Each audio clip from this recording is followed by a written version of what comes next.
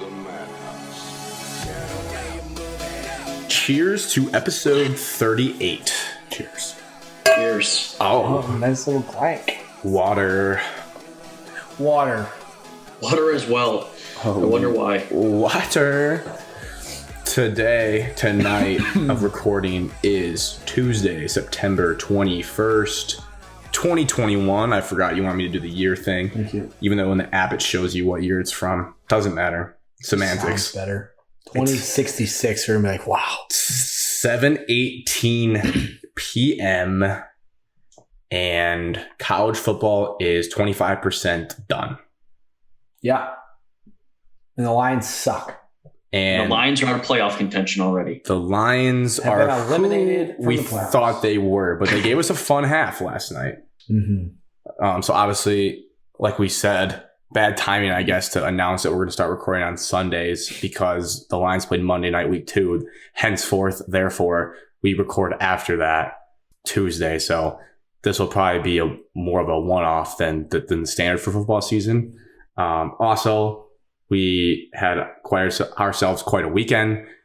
Henceforth, therefore, Sunday was travel day. Wasn't really going to be feasible to record. So let's just not beat around the bush and let's just get into that. How was everyone's weekend in Miami, Florida? Miami-Dade County, the 305. Love the weather. 305. Evan? Weather? You want me to go first? I just love the weather. But yeah, you got there first, so you lead off first. Yeah, I did get there. Well, I didn't get first out of us three, not the first out of the big group. Right. Shout out Drew, who landed there at 10. Alone. He was saving our spot at the bar when we showed up around 1. Just a great overall weekend. Thursday was, kind of relaxed, get to the house, enjoy everybody's company, wait for you guys to arrive super late. And then Friday, it just took off to the extreme. And I think you got progressively, what word do I want to use? Liability. Progressively dangerous. Chaotic. Dangerous A is the good word. way? I was like trying to give a word that was Reckless. anti-safety. Reckless. I think reckless is a good one. It got reckless, more reckless as we went on. Yeah. It did, because oh my gosh, Saturday was Friday was super fun. Went to a club. I did not fit in, and I felt awkward every second I was in there. Yep. But it was fun. I can say I went to a Miami club. Yep. You went to a nightclub. Story was what it was called, right? Probably one of the last times until, I'm actually older, where I look at the bill when you buy 2 drinks and you're like, goo, that's $100. See you later. But that was fun. Friday day was the beach bar. Friday day, I had a jumbo margarita that knocked me into my seat. Those things, they put us down, pretty bad. No, I think it put me up. I was feeling it. Drew showed me a video. I don't remember taking it. So, those huge fish bowls, whatever you want to call them. The fact that we ordered 2, all of us were like, yeah, 2 for 1. We can drink these. And they came out. These were like 90 ounces. It's like a 2-liter. Yeah, of alcohol. I'll separate myself from the group there for a second. That was one of the smarter things I did. They didn't charge us for them. Don't worry. Right. I was actually curious about that, what they did do. But I looked to the person sitting next to me on my left, and I was like, hey, I don't know how big these are. There was no photos, but I know they're going to be massive. Just like it said, like world's like largest, basically. One of those claims. So I was like, why don't I just get one and then you take the free one? And I think that was the move looking back on it. Yeah, I mean, there was like a 2-liter of booze. It was wild. Hey, Wilkins finished 2 of them, so shout out him. Well, his first one wasn't frozen. It's cheating. Oh, asterisks. Also, trust tree here. Not that, hundreds of people listen to this and DK probably will. But I made a little proposition with them that revolved around him finishing 2 of these frozen things. And he wasn't going to anyway, so I don't feel that bad about it. But I never told him. When he went to the bathroom once, I poured like a quarter of mine into his. So like he got back and it was like back full. And again, the first one knocked us all back in our seats. He didn't really put 2 and 2 together. Like he looked at it when he sat down from the bathroom, looks at me, he was like, yeah, Grant, there's just like no way I finished this. And I was like, yeah, Drew, I told you. Again, yeah, I took mine to go and I drank mine at the beach. Oh yeah, you did. That was a great move. I think I drank some of yours at the beach. Yeah, and then we went to another bar. Mm-hmm. And I realized that I like espresso martinis. Never had one. I took a big drink of Cody's, and it was delicious. It tasted like what I ordered from Starbucks, but with alcohol in it. And I can get behind that. Yeah. Club. And then Saturday. It's actually miraculous we made it to the Was Friday our game of football in the pool that was more intense than the game we went down there to see? After the bars. That game was sweet. I was just thinking about that. Like, what did we do like Friday afternoon before we actually went to the club? Oh, you know what? We all acted like we were 17, 16, and just played pool. We were in the pool playing football. Yeah, and I heard a disc in my back because I hit it against the side of the pool. I was sore the next day. My feet are also blistered. Yeah, my feet are destroyed. My toes have like blisters on them. Not as bad as you, Alex, but yeah. Back to DK, he slipped and fell outside of the pool on a get-off route by me, and he had a huge bruise like right here on his elbow. Yeah. Reckless. It's honestly surprising Dangerous. no one like smashed their head and got seriously injured. Oh, there was massive wildlife iguana lizard creatures in the backyard. No thanks. The Friday as well. Giant. you know, we're all from the Midwest, and I don't think any of us have really seen one up close and personal unless we're at a zoo. And then now that you get up close and personal with them, they're a little creepy. Oh, they're pretty. They're like the size of a toddler. They got those like turkeys. They have those skin beards, and whenever a creature has a skin beard, it just really gives me the weebie-jeebies. That was an absolute no for me. All right, I think C-Dub said it best. You know, he's like, I feel like I'm in the movie Holes right now, and that's exactly what it was. When that scene where all those like little yellow lizards are surrounding them, and they're poisonous. And you walk outside, and there's just like two of them just sitting right there, like waiting for you. And I guess I didn't see it, but I heard they can climb trees. I watched it. Terrifying. Which is unfair. It's an unfair Super advantage scary. that they can do that from Super above. scary. One dropped in from up top. Oh my god. Also, I was just sipping my coffee, and someone's like, "Dude, there's lizards out here." I was expecting to come see like some geckos. Yeah, like the. And I walk out and I see like a human-sized iguana, and I almost pooped my pants. So. And then there was two of them. So And I was just thinking that thanks. the night before, briefly Thursday, the power was out at the place for a while, which was funny in itself to watch how everyone battled through that. But one of our friends, Cheese, was running around outside in the dark. And then I was thinking about that Friday when I remembered that those iguanas lived out there. I'm like, what if one of them just snatched him when he was outside last night? Like that would be the end. You would never hear from him again if that happened. I can say they were definitely afraid of people because I charged one and just ran away. Don't hurt me. Yeah, but I just didn't like him. I needed him to leave. Just too big. Evan, you said Saturday. We'll get to game stuff when we recap the actual game. Later. Saturday night.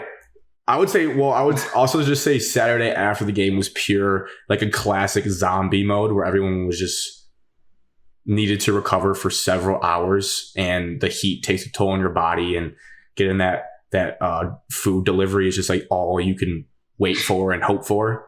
It was an early get up for Saturday morning. We It blinked. was at noon, so it'd be Went to Friday sleep night. at You party into the night, and 3:30. then get up and do it again. Wake up at 8. No, you just Like figure it out. I think I realized how much time we were kind of just all zombies when Evan, you kept saying, "Oh, I really want to see the like Penn State run out. I gotta make sure I'm out here for that." And I'm thinking in my head when you said, I was like, "That's like an hour and a half from now," and then it was in 15 minutes. I was like, "Oh my gosh, the night game is starting." Like, what have we been doing for the last 2.5 hours? Just So I got everyone ordering different food to the got place. an important question for you guys. Yeah. So have you ever just, been making like the perfect sandwich and then you go into the drawer and then you just have a moldy piece of Colby Jack cheese? That's how I would describe Saturday night after a certain point, Just everything was going really well and then just one thing spoiled a lot of it. Yeah. Yeah. Since I've reflected on that, Spoiling it is a kind word. I'm trying to be reasonably nice. Well, hand up. I don't think. Well, it did get better for me quite fast. Some of us didn't get to, continue to enjoy the night and had to clean up the spoiled cheese. here's where I'll land on it. I don't think hand up. The bar that I proposed was a swing and a miss. I had been to Miami in like July. That bar was super, super fun, or more fun than it was. I mean, there was the average age of people at said bar was like 45. So we just looked like idiots. We didn't fit in. But except, some. So I will say I didn't really think the night was going to go anywhere differently than I guess where it, like Evan said, ended up.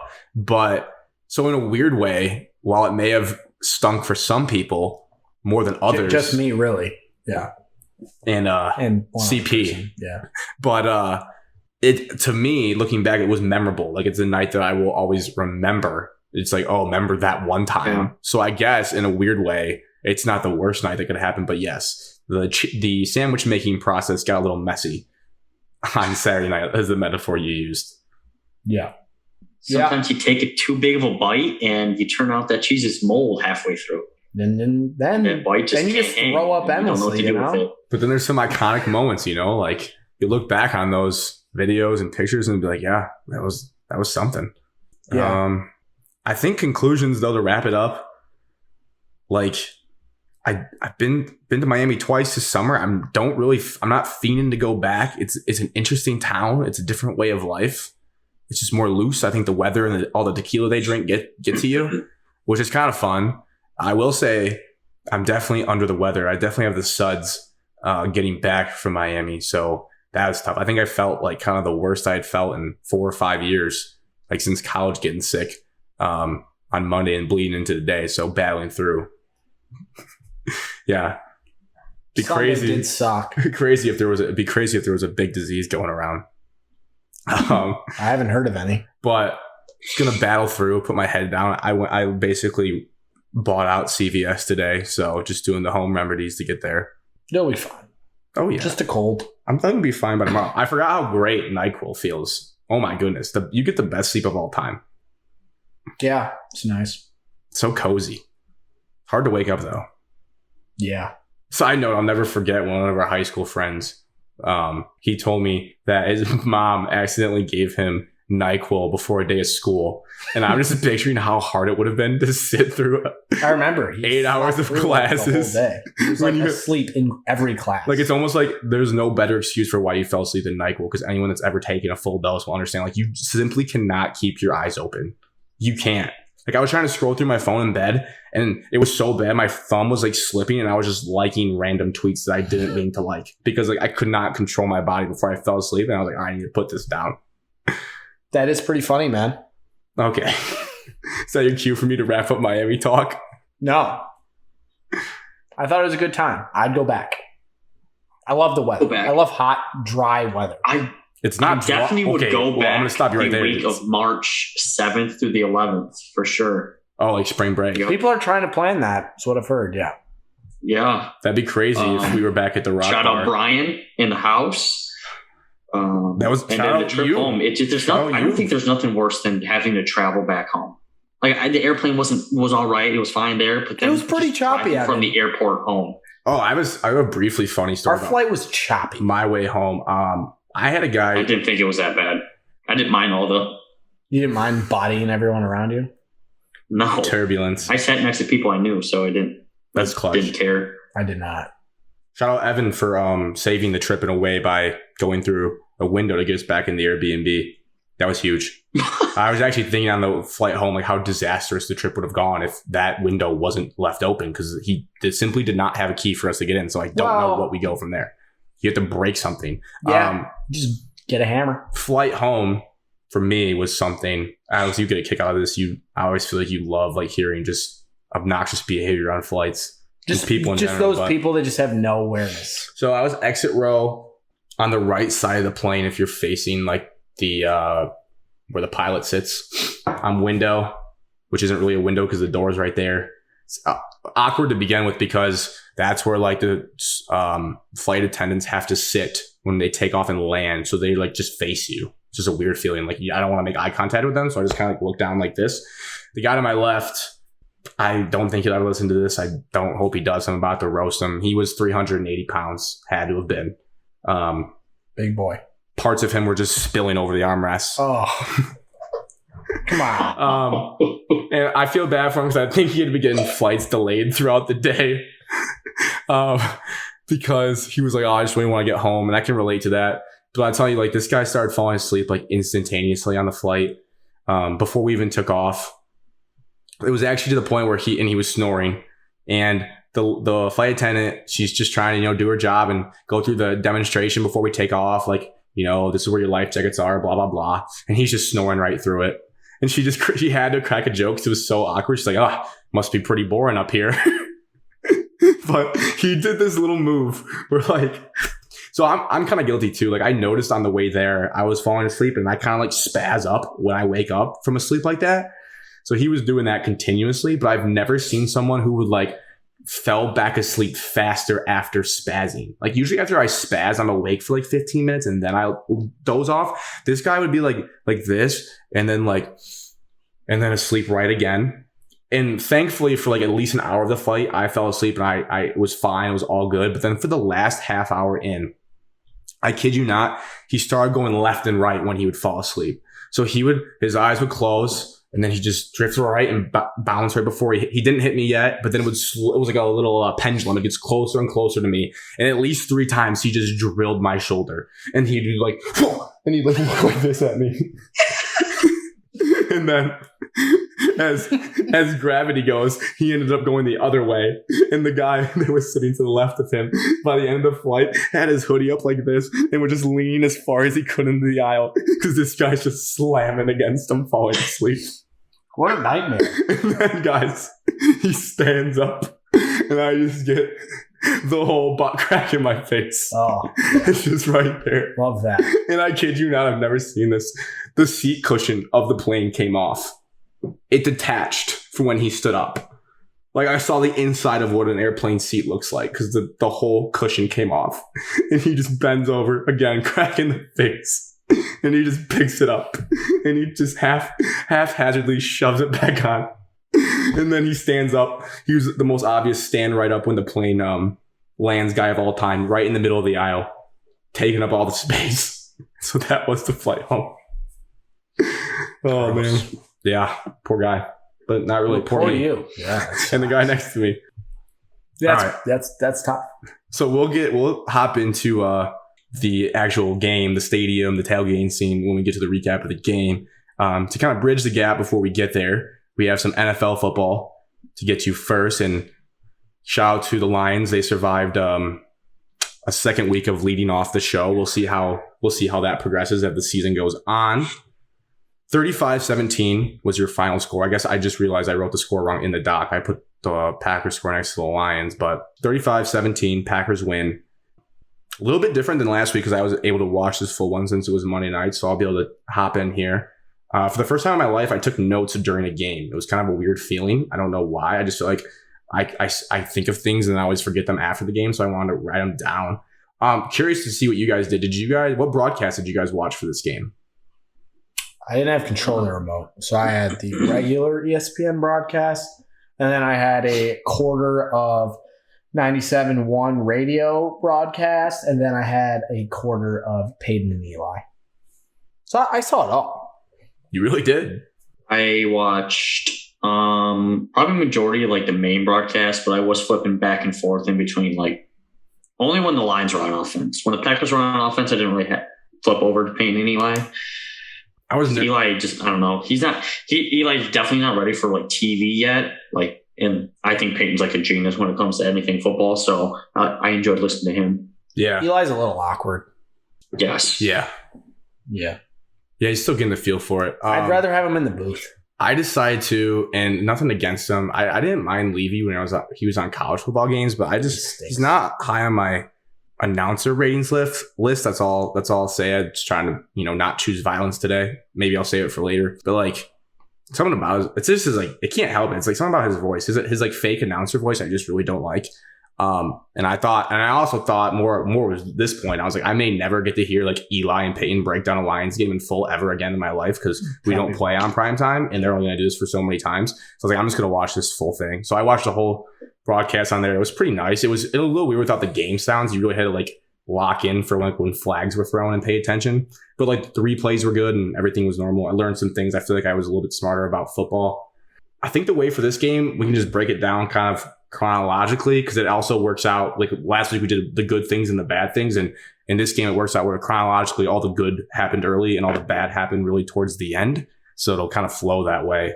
I mean, naturally the first drive was amazing, really. Like that was like, whoa, we came out, we scored. Goff and Cephas had a little connection going on there, and by the grace of the football Lambo gods, we somehow did not get called for like a push off on the deep ball. Like I personally don't think it was that much of a push off, but like that's a call in Green Bay that I expect to go against us, and they let it fly. Maybe the refs were still asleep.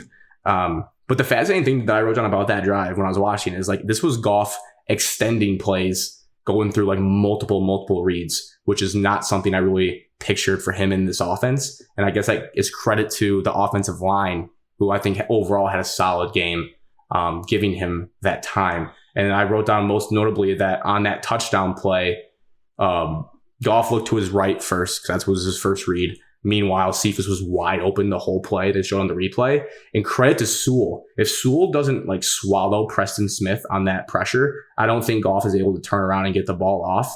Like I saw someone put it on Twitter, so credit to them for pointing it out, because I didn't notice it in the moment. But Sewell did a great job on Preston Smith, who's a solid edge rusher, to like be able to give Goff the time to actually still turn around and then get off said throw, because that was another extended play type thing. So that was good. I mean, were you guys feeling pretty good about how we looked after the first drive? Yeah, Goff looked comfortable. He had a lot of time. Sewell was playing well. Receivers were open, I guess, because there was so much time. It's hard to cover people that long. I also think the Packers defense is pretty bad. Not to get negative, but I don't know. Yeah, I mean, I didn't think the Lions were going to win after the first drive, if that's what you're asking me. But they looked good. It's good to see that what happened in San Francisco, or at home against San Francisco, at the end of the game carried over into this game. However, they did not sustain that, obviously. I just thought, too, while we're talking, we can work in, you know what, it's our show, we make the rules. You can work in negative stuff, too. Who cares? Yeah, thank you.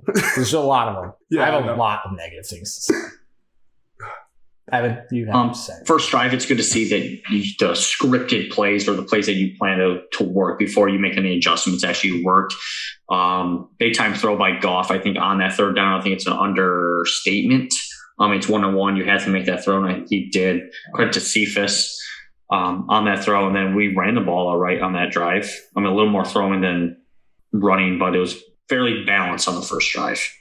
I forgot to say this before we get further, because obviously Monday Night Football, I do enjoy, as much as I like Sunday Night Football production better because I like the announcers and everything, but I do enjoy the Monday Night Football countdown. And I just wrote down before the game started, Randy Moss is so cool. And I think he's probably like top 3 in sports media that I like listening to. Like the energy he brings. They were doing this sweet thing where they interviewed Devontae Adams on the field, and Steve Young was throwing the football to Devontae, who would then hand it off to Randy, and he'd throw it. It was like just, I don't know, sweet interview. And Randy Moss, just his energy, got one of the coolest guys probably ever. Yeah. It's just surprising that Monday Night Football can't get better announcers in the booth. Yeah. Well, because of the quality of the games. Nobody wants to make your career die on the hill that is Monday Night Football. Yeah, it has been. Yeah. It's because I didn't get flex scheduling. I guess this is a mini segment within this, is things that Grant learned about football or picked up on that I probably normally wouldn't from Peyton and Eli. They were just hammering the point home, mainly Peyton, the first couple of drives, that the Lions were just sitting in the deepest cover 2 that you could possibly play against Aaron Rodgers, just over and over again. He's like, Green Bay just you have to run the football against this defense. It's the only thing you can really do, which at first it made it seem like that Detroit needs to get out of it. But I was like, I actually love that game plan going in, because like, let's just force them to run, even if it's like, because like if they take long drives to get down the field running the ball, then we can like shrink this game. And that kind of fed into my point. Like I looked up, and that was the fastest first quarter of all time, because we were running a lot. They were running. To their credit, they just ran the ball and picked up chunk plays, but it was a long enough drive where I'm like, okay, like we know we can't stop this team, and we're not going to win a shootout. So if we just force them to run by not stacking the box, then this game might shrink and we'll have a chance towards the end. So I didn't actually hate that strategy, but they were hammering that point home. And that'll be a topic later where it was negative for us. Other observation in the first quarter that picked up right away and only progresses is that our defense is cement slow sideline to sideline. So terrible. Unbelievable. You guys can go in on that more if you want, because that seemed to be like one of the biggest. Jamie Collins, sideline to sideline, bad. Dog bleep slow. I mean, dear God, he's so slow. He can't get to the sideline at all. Any team could just take their running back and run outside zone and probably be pretty good at it.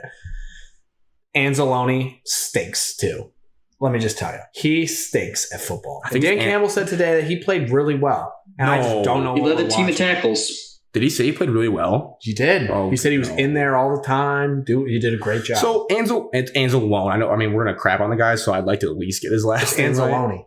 No way. That's what I learned last night on all 3 broadcasts. Everyone said Anzalone. I'm calling him Anzalone, so I'll get his name wrong then. I'll be a hypocrite. That's why I don't like that it's Anzalone, but it is. He's certainly faster, but it's not He hard to certainly be sucks. faster than Jamie Collins. It seems like Anzalone just overruns everything. Like he just kind of almost is too aggressive and gets there and then like has to hold or overruns a guy. I don't know. He was glaringly bad. And in the first quarter of this game, I already wrote down a little arrow. I wrote Derek Barnes. Yeah, it's time. I think Derek Barnes, I don't know what you think. I think Derek Barnes has to probably start next game. I'm willing to go that far. I've seen enough through 2 games. I don't think he will start, but I think he should. If I was coaching, he'd start next game. Maybe Evan likes Alex Anzalone. No, I don't. I think he's not very good. But like the first drive, it stood out because we were almost running it was technically 3-4, but it was like basically an extra defensive lineman where the middle of the field was only 2 middle linebackers. Yeah. You had Collins and Anzalone, and if they had like a tight end or 2 tight ends, or they brought a wide receiver over to help with the run, we would bring down our outside linebackers. So it was 5 across the board. It was the game plan. Our linebackers are so bad. We told this in the offseason that if you want to do that and keep 2 high safeties, they have to be able to run and play downhill, and they just don't do it well enough. You know, now that you say that, I will walk back a little. I guess when you do the 2 high safety thing, you're kind of putting them on islands. Yeah. And that's also like some of it can't be their fault. Like Jamie Collins just looks like an edge rusher. I can't. So He's slow. tall too. Like he's a big guy. And like just watching him try to chase down Aaron Jones, it's almost like he's just put in a position not to be good. I saw of starting linebackers graded by PFF, Anzalone. Are we saying Anzalone or Anzalone? I'm going to do Oni. And if you're wrong, it's on you. I'm not wrong. If I'm wrong, everyone last night All was right. wrong. Saloni. Calzone. He was the 3rd worst graded linebacker. But like, think in the about how NFL. you say calzone. No, I agree. You don't say with calzone. I'm just telling you what everyone was saying. Pepperoni. He was the 3rd worst graded by PFF through 2 games, and Yep. Collins is like 23rd. 24th. All right, so they both suck. To be nice about Well, it. 24th out of like what? Isn't 32 times 2 linebackers? That's like middle of the pack. I don't think that's how it works. Isn't it? 30, That would make sense. 32 times Either 2. way, my eyes tell Well, it me. depends on how many like linebacker position you got. Outside linebackers, single linebackers. Some teams run 3-4, some teams run 4-3. So there's like an influx of linebackers. It's just- and then you have certain packages and all that kind of stuff. With that scheme, like you guys said, you need better linebackers, and we don't have them. So the defense is just going to be bad. It's not going to get much better. Positive that I saw. I liked this one play call we had where we did 2 fake handoffs to a screen. And in general, it led to a bigger point. I liked a lot of play calls in the first half of the game by Anthony Lynn. And I know there was question marks about him coming into the year because he got fired, but mainly for his like tougher ability to be the head coach and like do clock management stuff. I think he's pretty sweet at being just an OC. I think there's a lot of knowledge in that brain.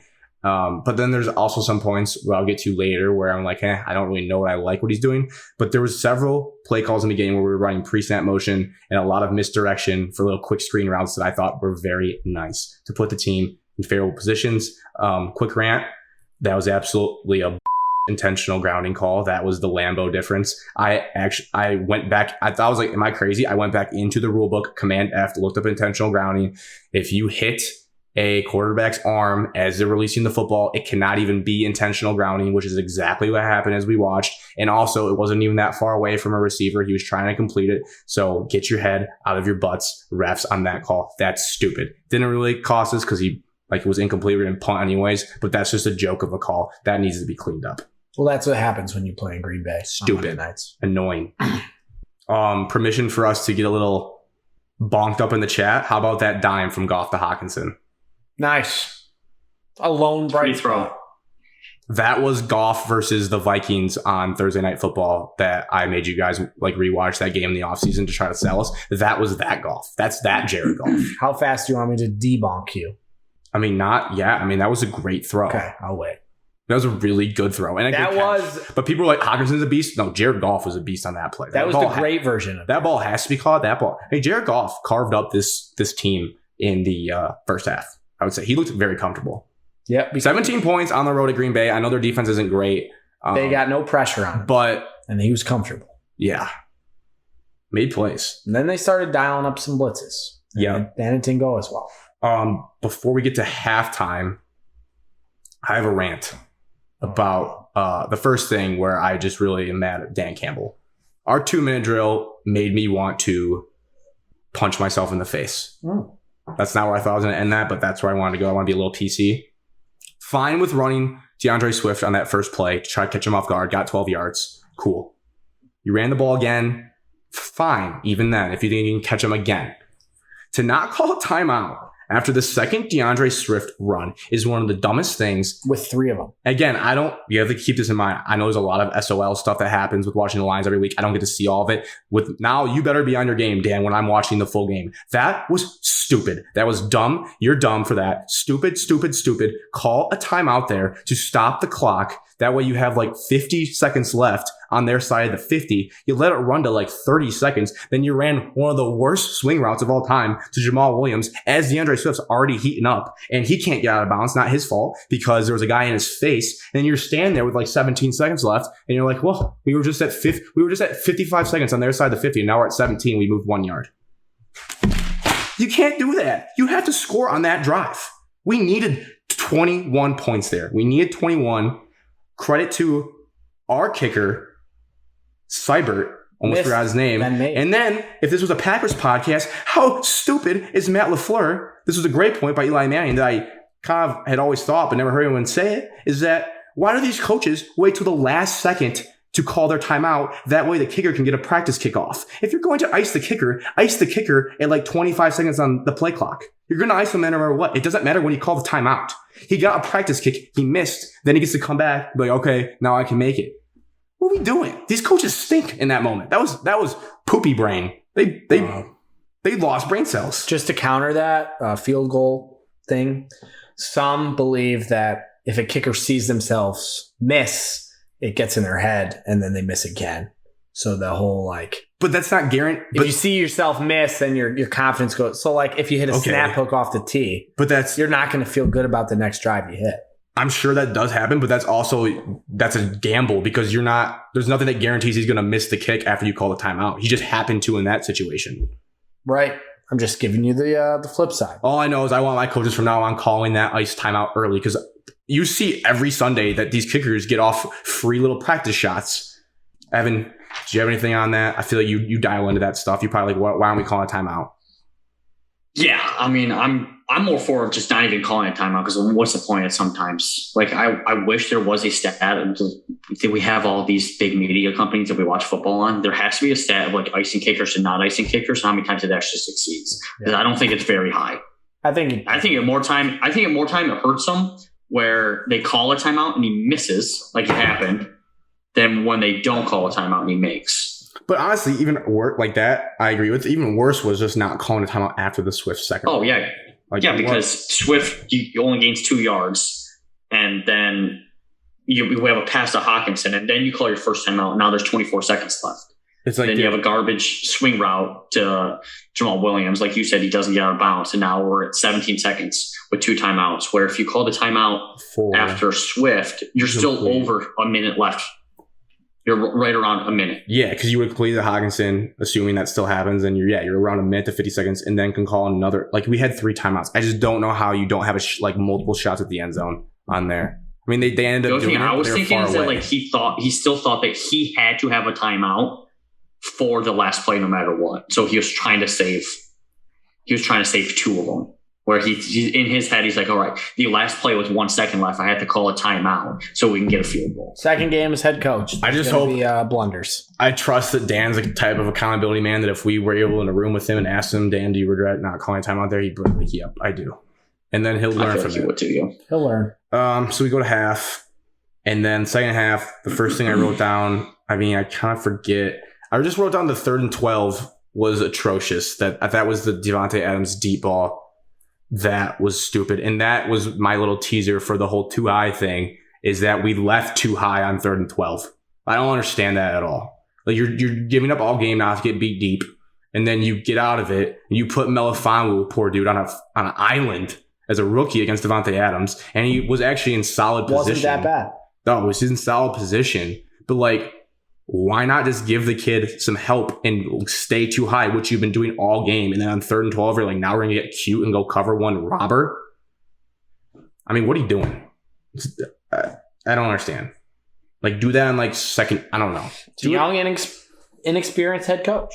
But that stuff annoys me because A brand new DC. Well, that's never not- been a DC before. I know, but that's like Stuff's gonna happen. you're supposed to be smart, and you're a Gotta be secondary patient. coach, and you're just going to put our poor guy Melifonwu on an island, and he gets hurt on the play. Even worse, it's going to hurt us for weeks at this point because our whole secondary's hurt. We got guys out there like number 27. I looked at Alex, I go, who's that? I have no idea who that is, but unbelievable. But then also that throw was just Aaron Rodgers doing Rodgers things, but you can try to prevent that. We should be grateful it was close at that point in the game. No, that's a loser mentality. You're a loser for saying that. Am I? Yes. You watched the same team I watched? Yeah, we looked sweet in the first half. I thoroughly enjoyed the first half of football. We I was looked giddy. sweet. We gave up a touchdown almost every possession. But that's modern football, baby. We're just trying to outscore people. Okay. I'm down for that. I don't want to be the Bears. Let's get to the negatives. I'd rather be the Chiefs than the Bears. Let's build the Chiefs model, not the Bears model. All right, let's get to Patrick Mahomes. Agreed, we should. Because Jared Goff has baby hands. Yeah, he's playing in North Carolina right now. Okay, well, that's a different discussion for a different I can day. tell you right now, the college kids come out, none of them are Patrick Mahomes. They definitely can't do it. All caps, 3 question marks. Jared Goff read option. We had that in our bag. He ran that for like 13 yards. I was like, we actually just ran a zone read option for Jared Goff, and it worked for a first down. Well, yeah, because no way they expect. And he was kind of scooting. Well, sort of. Jared Goff has baby hands. Anyone else have anything? Well, before we get that was towards the end. We're still born. There's a big point in the middle of this game where I could go on another rant, but I'm sure Evan was maybe equally as mad. I'd like to him go, Evan, you get first thoughts on our 4th and 1 decision. You know, That would sound put says it it all all. out. If 4th and 1 on Green Bay's 25, I am putting it, whether they'd like it or not, I'm running right behind Frank Ragnow. Yep. I'm doing it. Yep. You saw highlights. If you were watching the, which one was it? I think it was the Peyton and Eli. They would like cut to like the behind the QB a little bit. And there was a couple of times where Ragnow was just moving the nose tackle, defensive tackle, just basically picking him up and moving him wherever he wants. I would have ran behind Ragnow. I would have put Williams and Swift right next to Goff and tell them which one do you want to block. Which one wants the handoff, and then make the defense adjust. Which I have a balanced formation, so that way they can't tell which one's the strong side, and then I'm following whatever blocking assignment Ragnar wants to run behind. But I'm running behind Frank. I'm not trying to have a nice simple pass to Cephas. I'm sorry, our wide receivers aren't talented enough for that. See, and that right there, like, I know we like to joke and give ourselves credit that we're football analysts and like we should be credentialed, but the more I watch games, the more I actually think we're not joking. Like, I get so annoyed when I think I could call a play better than the OC of my team that I'm watching. And what Evan just said is 1,000 times better when we attempted. I can't believe. And to rewind, the 3rd down play was like pretty lucky to begin with. It was a very well covered like out route to Amonra, our guy who made a bobbling catch diving. So it was like, okay, that was sweaty just to get to 4th and 1. And you're going to try to run another like tight coverage short pass. Why are we not, like you said, we've been leaning on their defensive line all night. We've kind of been not dominating the trenches, but been doing very well in the trenches. And a 4th and 1, they're not stopping anything. Packers fans even will admit and know that they weren't going to stop the run there. They don't have the dude up the middle. They don't have BJ Raji to do that. Run right behind your all-pro center, the best player on your team, voted by all of us analysts. Get the first down, we move. Number 1 graded lineman. Like, on PFF. we have a chance to stay in the game if that goes well, and you just throw us a hitch, a long hitch, like far side hitch. Now, to the nitty-gritty, the whole right side of the field routes were pretty much open. Like Swift was open and the guy to his right, whoever was in that slot was open. But like if the read of the play is a look left for Jared, he looks there. He's like, oh, it's 4th and 1. I might have pressure right away. I got to get rid of it. It's like, don't blame him. The play's got to be a run. Jared did his job on the 3rd and 8 to get us to that point. Run the ball. That is so stupid. Again, dumb, stupid. I don't know who's calling that. The bad thing about the NFL is they probably called 2 plays in the huddle. And so if Goff doesn't like the first play, there's probably a kill play, audible. You change it. And then for the NFL, it's all about matchups. So if you have a 1-on-1 matchup, the offensive coordinators and all the offensive guys are probably saying, oh, we're going to win this matchup. So that's probably why they did it. Yeah. And then you look at the matchup and it's Quintez Cephas. And you're like, why? And you're like, well, probably not. DeAndre Swift. Ever heard of him? How's he supposed to get to 1,000 yards rushing when you're not giving it to him on 4th and 1? It's so stupid. If you want to throw it on 4th and 1, you should be throwing it to Hawkinson. Yep. Whether he's double teamed or not. He's our best receiver. Stupid, man. I just don't like when I could you put the team in a better situation than the people that are actually calling the shots. It's not just you. Being paid I hundreds of thousands of dollars to do it. 90% of reasonable fans would have thought a run play was required. And then that debacle happens. Then we get to the end of the 3rd. And I wrote before it happened, we need to hold them to a field goal. I forget the score at this point, but I think a field goal would have made it 24-17. Yeah. Like, okay, we could still be in this game. And then our boy, because it was 21-17 because they scored out of the half. So it was 21-17, them driving at the end of the 3rd. So still like in the game. And then it gets crazy. You don't think that's right? No, I agreed with everything you said, and that was right. We weren't in the game based on what I was watching. Meh.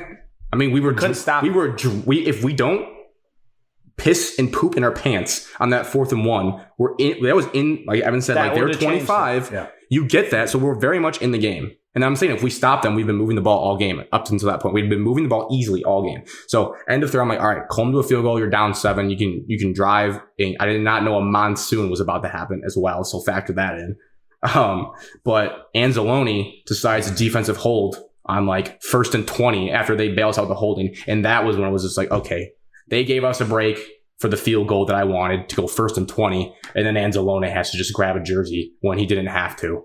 And then they end up scoring, I think, on, I forget what play it was, but they probably an Aaron Jones touchdown. It was an Aaron Jones. It was either Aaron Jones or Tunyon because those are the people that scored. Might have been the Tunyon touchdown. So that happens, and I'm like, okay, well, there's Anzalone again, just killing us with a bad, even though it's only a 5-yarder, we get the automatic first down, it just changes everything. And then the monsoon comes, and then Alex, your point from the 4th quarter. Jared Goff's baby hands, man. Can't hold on to a wet ball because they're this big. Two of my fingers is Jared Goff's hands. It's just so disrespectful, but I think it's true. He's got baby hands. It happened in LA. It's happening here. He's 2 fumbles. He's lucky he recovered one of them. I just gotta go straight shotgun. I don't even know why we're going under center in the NFL anymore. Like, there's no point. Shotgun. It's a good point too. I didn't think about it in the moment, but looking back, it was like 1st down. Like, why are we under center? That was the end of the game right there. I mean, great snap by touchdown. Great snap by Ragnow. It's not Ragnow's fault on that one. That's Jared Goff's fault for dropping it. Little hands. And then just when you're like, all right, I'll just hang around to see if I see any flashes from a Monra or anyone. Goes to throw and he just drops it, which is even worse. That's like Jameis Winston level circus. Again, it was dumping crazy amount, but the Packers did not seem to have any problems with the football, which just aggravates you even more. You know, like if the other team's also struggling, you're like, okay, it's just a joke out there. But it went one way, and then the game ends. I think the only thoughts I had post game when I was thinking about it into today was like, we got to get DeAndre Swift more involved. Like, I like Jamal Williams, especially his personality, but change of pace. Even in the garbage time, again, you can argue like maybe their backups are starting to get in. It's a downpour. They want to go home. But like, you just watch with the eye test DeAndre Swift. He passes it. He makes people miss. He hurled a guy like into oblivion. That guy, like a retirement level hurdle, like just embarrassing the way he did that. And it's like, this guy is out to be a baller, a Pro Bowl level player, talent, and we're splitting too much time at this point. Like, and I know Anthony Lynn knows what to do with him because he helped Austin Eckler get to those levels. Swift needs to be like Austin Eckler. But like, better. Has the talent to be better. Needs to be used like that. And again, I like Jamal Williams, but I need more DeAndre Swift. He's too talented to not be getting used that much. I think they're still working him out of the injury. I mean, he was questionable all week. So I don't like to think about those things. Well, That's not a fun narrative. Just trying to be, realistic here. They're probably trying to limit him until they're ready to go full go. And I think by middle of the season, he will be the full go, and we'll see Jamal on like third down. Like I need DeAndre Swift on 80% of snaps. I'm willing to go that far. Yep. I mean, he's working on a groin injury, so you don't want to ruin his career by playing 80% of snaps in a season where you're going 2-15. So it's very selfish. You got to think about the fans like me. Well, do you want him to be on the team when they're good? Yes. Well, then you need to think about his groin. Pause. Does anyone have any like final thoughts of the game? We motored through it. I just hate our defense so bad. We're gonna be bad. Yeah, we just suck. Sucks. Let's see. The 2 points I wrote down says we can't overcome turnovers. We can't overcome the small mistakes here and there. This team just isn't talented enough. And I wrote down this defense is still 2-3 years away. I mean, I don't think we might be able to get like a couple free agency to like help boost it a little bit, but Detroit's not a destination. And nowadays, I think people are if you're a free agent, you're in a win now mode. You're kind of chasing the Super Bowl ring more than money. The offense is talent. So the receiving core is lacking, but you still have to go all defense in the draft. It would have been sweet to get Micah Parsons. Yep. I remember when I said that and no one wanted him, but. No, I'm not saying they should have taken him over Sewell. No, they should have. They should have. I don't think so. I still stand by. They could have traded back and got him. I still stand by the fact that like Sewell was the right guy there, but like when you watch it, you're just thinking like, man, Michael would be sweet, and so I'm still going to hold out hope for Derek Barnes to be incrementally better than what we have, and a lesser version of Micah Parsons. If it were me, with how bad this defense is, I would just unleash all the rookies. I would just let them play like. Well, they're getting injured. 80%. I know now. I didn't see Anzariki out there, and I was told he was going to make his debut. I did not see him at all. So maybe he was just dead silent, but I did not see him. I saw Aleem make a play. I did not see Levi. He's like 75. Get Barnes in. Get Anzalone out. You just cut him. Just kidding. I mean, he's the captain of our defense. I don't care. I don't care if Jamie Collins. It is his job and his profession. I don't want him to get cut. I would not care if we I would not care if we ate Jamie Collins' salary tomorrow. I'd cut Jamie Collins. Same with Anzalone. Seen enough. Yeah. I mean, it's bad. It's bad. It's going to be tough to win a football game this year. I don't feel like doing every single NFL score. I will say Kyler Murray is still unbelievable. That game was sweet. Anything else that stands out? I mean, Gus Johnson on that call too. Yeah, it was the same throw you talked about last show, where it's like back. He's like a fadeaway. Like he invented a fadeaway throw, and he's just dropping it in buckets. The Sunday night game was awesome. That was a great football game in general. I don't know how you could have been able to stay up for that. I had to watch the replays of it. The Ravens. I fell asleep. Yeah. I was housing McNuggets and a Big Mac during that. That was a full just veg session right there. The Panthers might be good. Defensively? Panthers might be good. Sam Darnold looks pretty good. McCaffrey helps a lot with that. I mean, I feel like a lot of teams just kind of... Shout out on my plane, all the kids in the fraternity from Michigan State that were hardcore gamblers that were just begging for all these prop bets on the plane, and the whole plane erupted when Washington took the lead, so that was pretty funny. I feel like most of the teams that lost in week one that like needed to bounce back got it. Like I feel like week two was pretty much how you'd expect things to go in the NFL. Yeah, as I look at the Stafford still looks good. My quarterback. Yep. Yeah. I heard today. I was impressed with the Raiders. I'm not saying the Steelers are great, but I was impressed they had a big Monday night win. Short week, they fly across to Pittsburgh and get a win there. That's impressive to me. Injuries piled up a bit, quarterback wise. Yeah, kind of like your like C tier quarterbacks were going down like flies. It felt like. Yeah. All right, let's get into some college football. Like I said, 25% of the way through. I'm way more excited to talk about that. As always, we start out with the less exciting one of the week, if we can determine which one that is. And this week it was clear it was Michigan, NIU. Yeah. Much less national importance in that game. Much more importance in my life to avenge the Rocky Lombardi loss. So yes, they won because I'm still on this show. It was 63-10 final score. I only saw the highlights, hand up. because I was at the Miami-Michigan State game with you guys. Just briefly here, the kind of bucket list I watched of the 25 or so minute highlight tape. Corum and Edwards, they both had burst runs in this game that impressed me. I kind of knew Corum had his, but he was able to stay in bounds on like a little outside zone that was just impressive. He beat everyone. And then Edwards kind of had that like tiptoe through the hole and then just shot out of a cannon, which I kind of knew he had from watching like West Bloomfield State Championship highlights, but I didn't know how it would look against college kids. Again, this is NIU. They did beat Georgia Tech, but Georgia Tech I think stinks. But then they also beat Clemson. So they didn't beat Clemson. They almost beat Clemson. It's just a theme of this show. I said almost beat. No, I didn't hear the almost. It's the theme of the show where my brain's still broken. Like when you try to connect the dots of who was better than who. Play call wise, from what I saw limited, I liked it's better. It looked like we had more pre-snap motion. We got our faster guys on the edges and more creative ways. AJ Henning, that kid needs more touches in those creative ways. He's very fast. It was good to see again. I think in the first game of the season against Western, Cade had a nice touch on a deep ball. It was good to see him at least do that at least one more time. He didn't really have any in the Washington game because we talked about we did not let him throw because we're Army. But he did have good touch on a deep ball. Like I know it sounds dumb, but there's so many Michigan quarterbacks in the last decade of football I've watched where I do not trust them to hit any pass like 30 plus yards downfield. And so far he's been able to do it twice. So that's good. Cornelius Johnson had a great route on that as well. I think it's pretty clear he's our best receiver at this point since the Ronnie Bell injury. He's not the fastest guy, but he's got a good route running ability. The phrase we like to say, or I like to say, Michigan did what good teams do against bad teams. You like to see that they did not play down to the competition level in this case.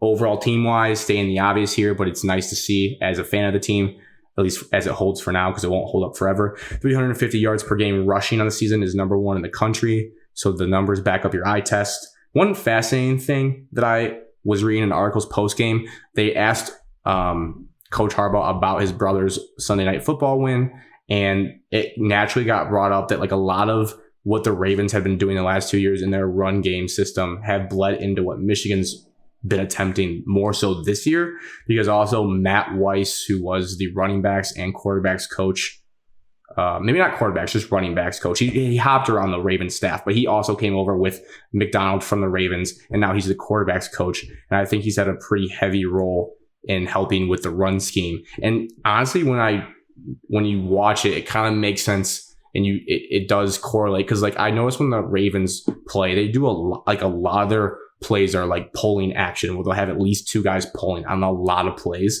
And I've noticed Michigan's been doing that much, much more, usually with like a tight end and then one of the linemen. So I think it's obviously it's not like the Ravens exactly because they don't have a mobile quarterback at Michigan, but like the blocking schemes seem to be very similar, which I like. Again, goes to the bigger point. The Ravens always struggle in the big playoff games with that. And that can easily happen with Michigan in big games down the line. But for now, it's fun to watch.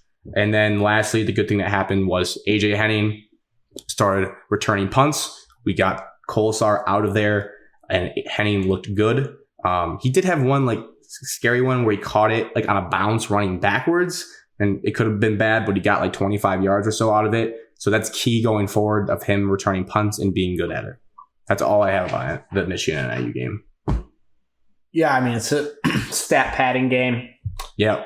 Looks good at the end of the season when you have all those stats. Yeah, really helps for postseason arguments when you're like, oh, he had this many yards. And like, well, 87 came on one throw against NIU. Yeah. Shout out Rocky for beating Michigan last year, but man, is he not good at football. Jim Harbaugh said he was a really good quarterback in the postgame. No, he's not. He's really not.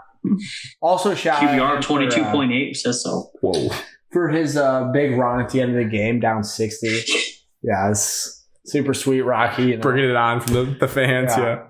Can't. Not a great look for you. He's just he's a blockhead, but he plays hard. Yeah, he's not a quarterback. He looks like a fullback. Can't throw. NIU stinks. Michigan looks good. They're doing what they're supposed to. I mean, you can only play the teams that are in front of you, and they're dominating them. So That's the truest thing you've ever said on the show. You can only play the teams that are on your schedule. yep. And so good for them for Thanks. blowing them out. It's probably the most points I've seen Michigan score in a while. I mean, I don't watch every Michigan game, but it seems like Probably 63 since would be a lot. 78-0 against Rutgers or Tate 48. 78-0 against Rutgers. Yeah, we beat them 78-0 with Jabril. Wow. Is that real? That's real. That screenshot goes around every week, every year we play Rutgers. Holy You'll see that. bleep-word. You'll see that on Twitter. Jesus Christ. It was embarrassing for them. Well, I guess not that good, but yeah, I mean, I don't have like big takeaways. I need to see a lot more from Cade McNamara. I don't know enough about him at all. I haven't seen much from him. The throws he's making, yeah, they're deep balls. They're open though. And I guess you say Michigan quarterbacks can't make deep You throws. just can't overthrow them or underthrow them. Right, Just but put them I where mean, you they're need to not crazy difficult throws. No. It'll be interesting to see it this week. But I'm not going to get into that yet, so I'll wait. be. Smart of you. Haven't seen enough from him. And Donovan Edwards played well, but I don't think that means much because he's not breaking into the core two. I don't think, at least yet. I want him to. That's it. Did you have anything for NIU, Evan? I will not be offended if you don't. They suck. Form's the best player you got. Obviously, the passing game, you didn't really have to do anything because it's Northern Illinois. You only forced one turnover. I think that was one of your only turnovers on the year. Yep. They don't do much of that so far. Do you see Jim Harbaugh's quote about the olives and I was lost in the sauce when he was talking about that? You know, I've started to block out his like cheesy quotes. He had one about like generals on the air and ground after the Washington game, and they go in one ear of mine and out the other. Gotcha. But Other than that, McNamara, he had 2 rushes and 7 yards, but you guys didn't give up a sack. So I don't know what happened there. Hand up, didn't see every single play. Jared Goff read options. I mean, I don't know. Other than that, now you're getting a Big Ten schedule. Actually, finally get somewhat competent opponents. That's what I'm talking about. Okay, now for Michigan State, 38 at To the 305. the 305, 17 at Miami, 17 points. Fair to say, now you gotta listen carefully to the words I choose here. This was the biggest game for Mel Tucker going into the game. Wrong. No, that has to be right. Well, Going into the game, Yes. Alex, going into this game. of this season. No, of his career at Michigan State. Because like going into Michigan last year, like and going into Northwestern, you can argue those were bigger wins if you want. I would still say this win's bigger because this is like this was a like non-COVID nationally televised game. Beating your rivals, sweet, but like the year also was like not a great year. I would argue that going into the game, this was the biggest game, had to win it. Not didn't have to win it, but like in his mind probably had to win it, and then post like biggest win. I'll die on that hill. I don't think we can say it's the biggest win so far. I don't know because I have some concerns about Miami, but that's different. Okay, I guess you can like do Monday morning quarterback, but like it was built up. You guys were 6.5 point dogs. Like Yeah, I also game. said that this would happen. I'm with Grant. I said it last. It's a big game. I felt I'm good with about Grant. it all last week. Because like I didn't think it'd be very okay, but like going into the Michigan game last year, everyone was like, "Oh, you guys were expecting to get your doors blown off," and so did Vegas, and it obviously did not go that way. But like going into the game, there was no like buzz about the game. whatever. Yeah, it was a big game. There's no doubt. I don't know why we have to rank big games. It's just stupid. Cause You got to win those games. everyone loves lists. Winning last year's This two was the games biggest were big. game of Mel Tucker's This game was the career biggest game of this season. in college. Biggest college game for Mel Tucker. He coached in a national championship. As a head coach, let me finish with the asterisk. It's a big win. Hard Rock Stadium blows. I mean, I don't like the actual seats were fine. Like, I don't think it's one of those stands where I don't think it has that bad of a view unless maybe you're tucking a corner. But like, it's just weird. Like the whole atmosphere is weird because it's so far away from campus. It's like, it's obviously a pro stadium, right? We know that, but like, it feels like that. Now with that being said, like the tailgating scene was sweet because we're sweet and we make it fun. But I could easily see how like you're just out there in this wide open spread out parking lots and it's like 90 degrees outside and you're just sweating bad. Shout out to the people that hosted us. That was clutch. won't air them out, obviously, because like we're not just going to say their names on the show, but that was very appreciative if you listen to this. It was a fun time. Deleted several beers before the game. So yeah, that would be my observations. I don't think the stadium the atmosphere sucked. Yeah. I don't know. It sucked that they can't fill it. Right. Like that all goes into but it. the actual construction of the stadium, I thought was, nice. Okay, they covered up shape. If you want to go Bob the Builder on it, sure. Yeah, I mean, like, I wouldn't say the stadium itself like sucked. Hard Rock Stadium and their atmosphere at Miami stinks out loud. Their fan base maybe stinks, but their school is very small. People forget how small it really is. Is it that small? It's tiny. How many kids go there? Ivan, didn't you look it up? It's like around 12,000. Total. It's a private. Miami's a private. Really school. small. It's I like did not know that. Adrian College and Siena Heights combined. That's stunning. I would have thought it would be over 20K. No. I thought I said that all morning to everyone. But no one you'd was never listening. said to me. Their fan base, pretty stupid when it comes to football. Like I don't think anyone that goes to those games really knows football. They just like to party, which I kind of respect. Like they haven't been good since early 2000s, so I can kind of get that. But I mean, when you just see the jumbotron shots of people, you're like, these people would rather be at the Rock Bar deleting Miami Vice frozen drinks than actually watching football. I feel like you can't, like I said, you can't really blame them. Their team's not much to look at from what they're used to growing up. But yeah. But shout out Michigan State for traveling in force and making that stadium better than it would have been if we didn't travel. I mean, there would have been no one there if Michigan State fans weren't there. I think Brendan Quinn estimated it was probably a third Spartan fans. I feel like that's fair. I would say 33% at least were Michigan State fans. I'd go higher. I'd go like 40. It did get loud when Miami needed to get loud. I'll give them that. They do yell. They are loud, but Yep. I think that stadium helps with the noise too because of the roof and like the way it's constructed. Everything, all the noise is just going to bounce off of it. Yeah. So I think the stadium is super nice. It's an NFL stadium. Great. I think I like the tailgating. I think the only bad thing with the tailgating, there's no shade anywhere unless you supply it yourself.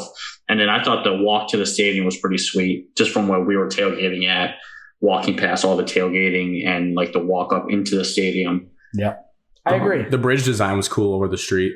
I don't know. Yeah. They had a cool, like when you're in the stadium, you can see through, you can see the skyline. I thought that was cool.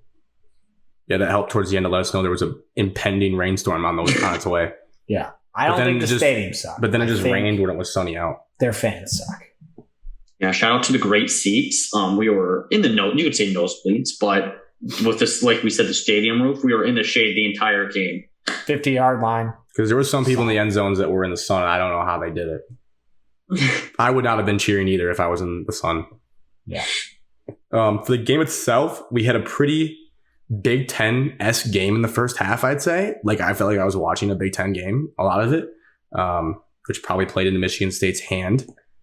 I'm trying to think of, like, things that stood out to me. Oh, I went back and watched some of the highlights today, and I wanted to give 47 his due on the first fumble cause. In the moment, I thought it was our guy, Cal Halliday. It was actually 47 who caused the fumble. Jeff Petrowski. So credit to him. That's a nice play because obviously you don't want to be giving up points on the first drive.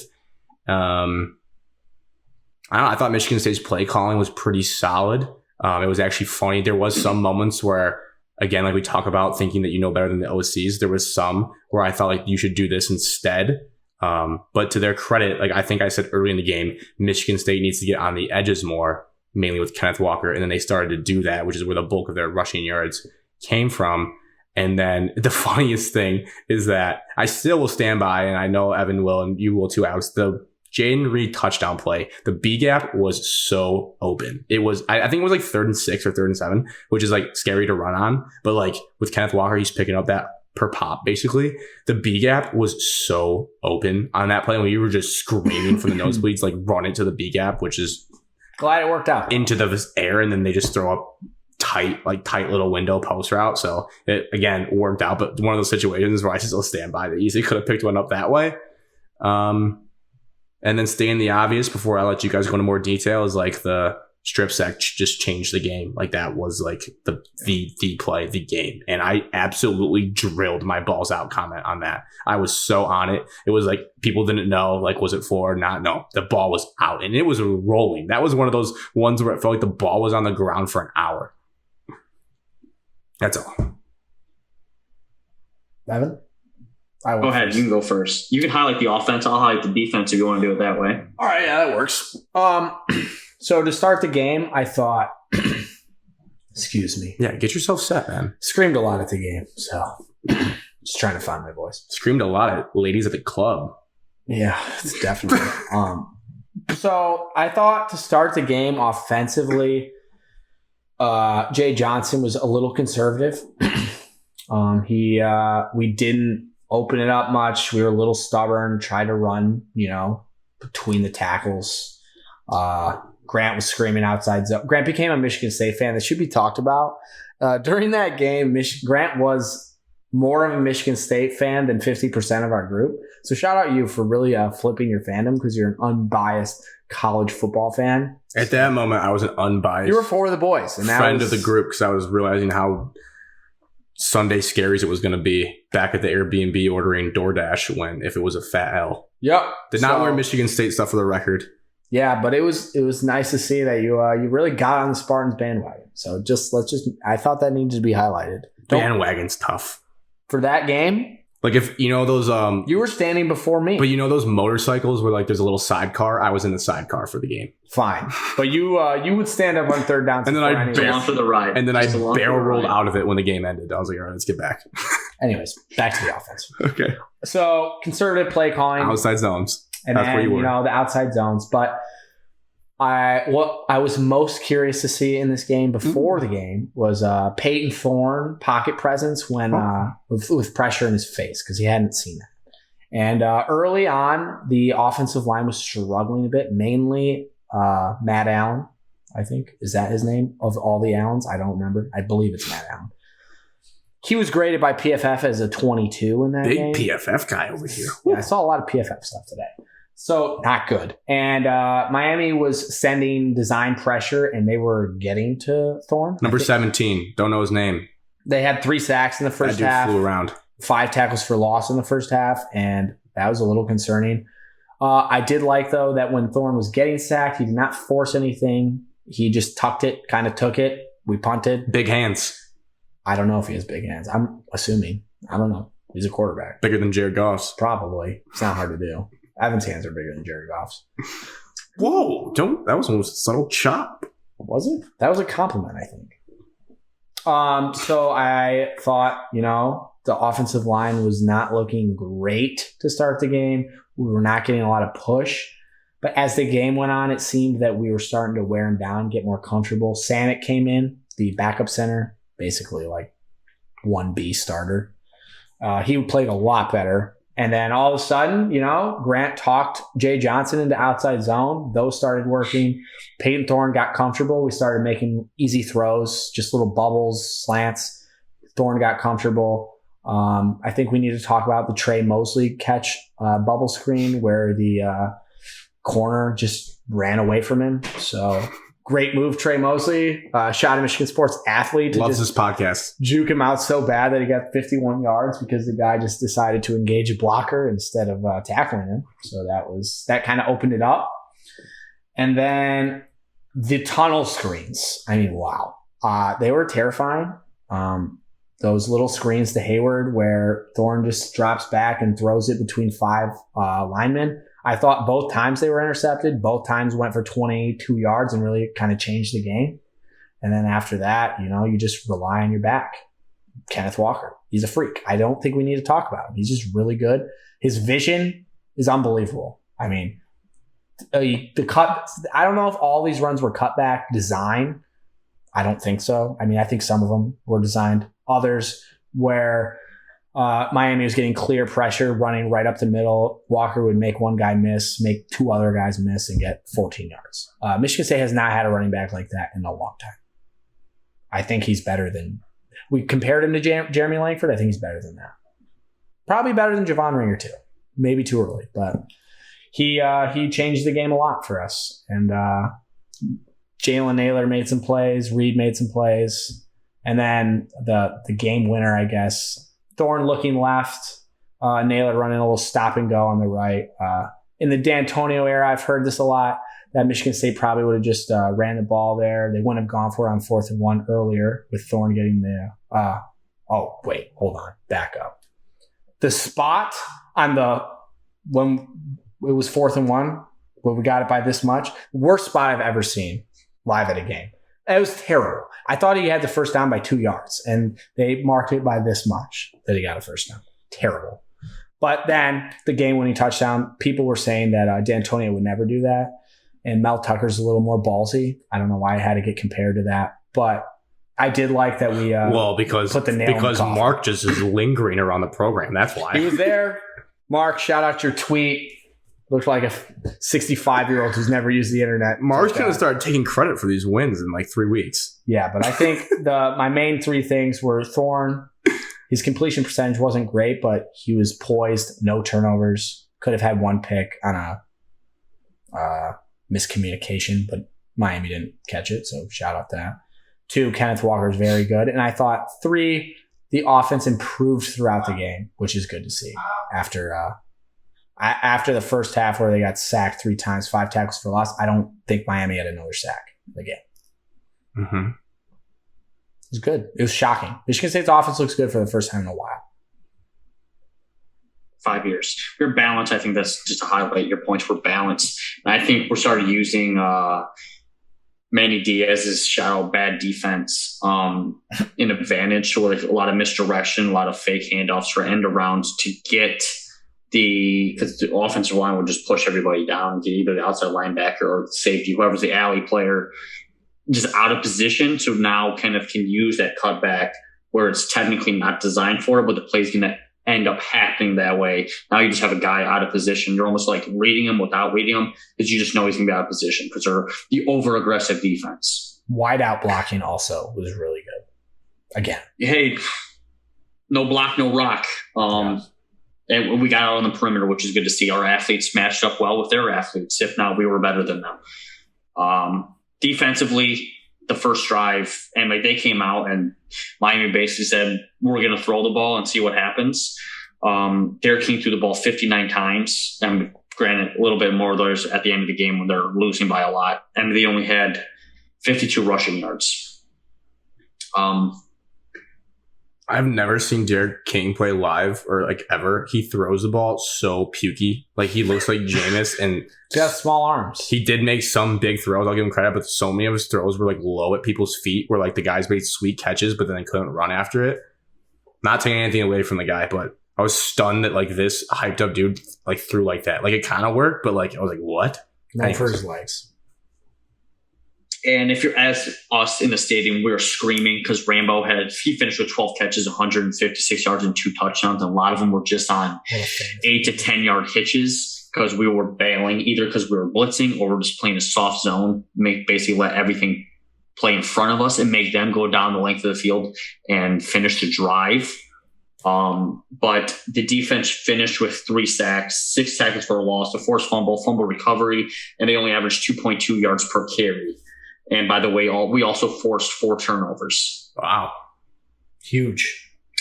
And you're going to look at this. You're going to look at the team stats. And you're going to look at the yards, and I'm pretty sure Miami outgained us. See if I can find it over here. Total yards. We outgained them by 14 yards. So you're thinking, well, you guys' defense wasn't that impressive. Okay, but you got to put it in perspective. They're chucking the ball over the place, and they're not turning it into points. They missed a field goal. We missed a field goal. And for Manny Diaz to come out and straight up and say like their front interior was wearing us down is just an absolute lie. I don't get why he was coming there. I saw that quote got corrected. That they said I don't care. I don't care. Manny Diaz did not get his team prepared to play against us and down at a home game in the heat. And Mel Tucker came out today. We had the trackers on of all the players underneath their pads, and we played faster in the fourth quarter than we did in the first quarter. Got better as it went on.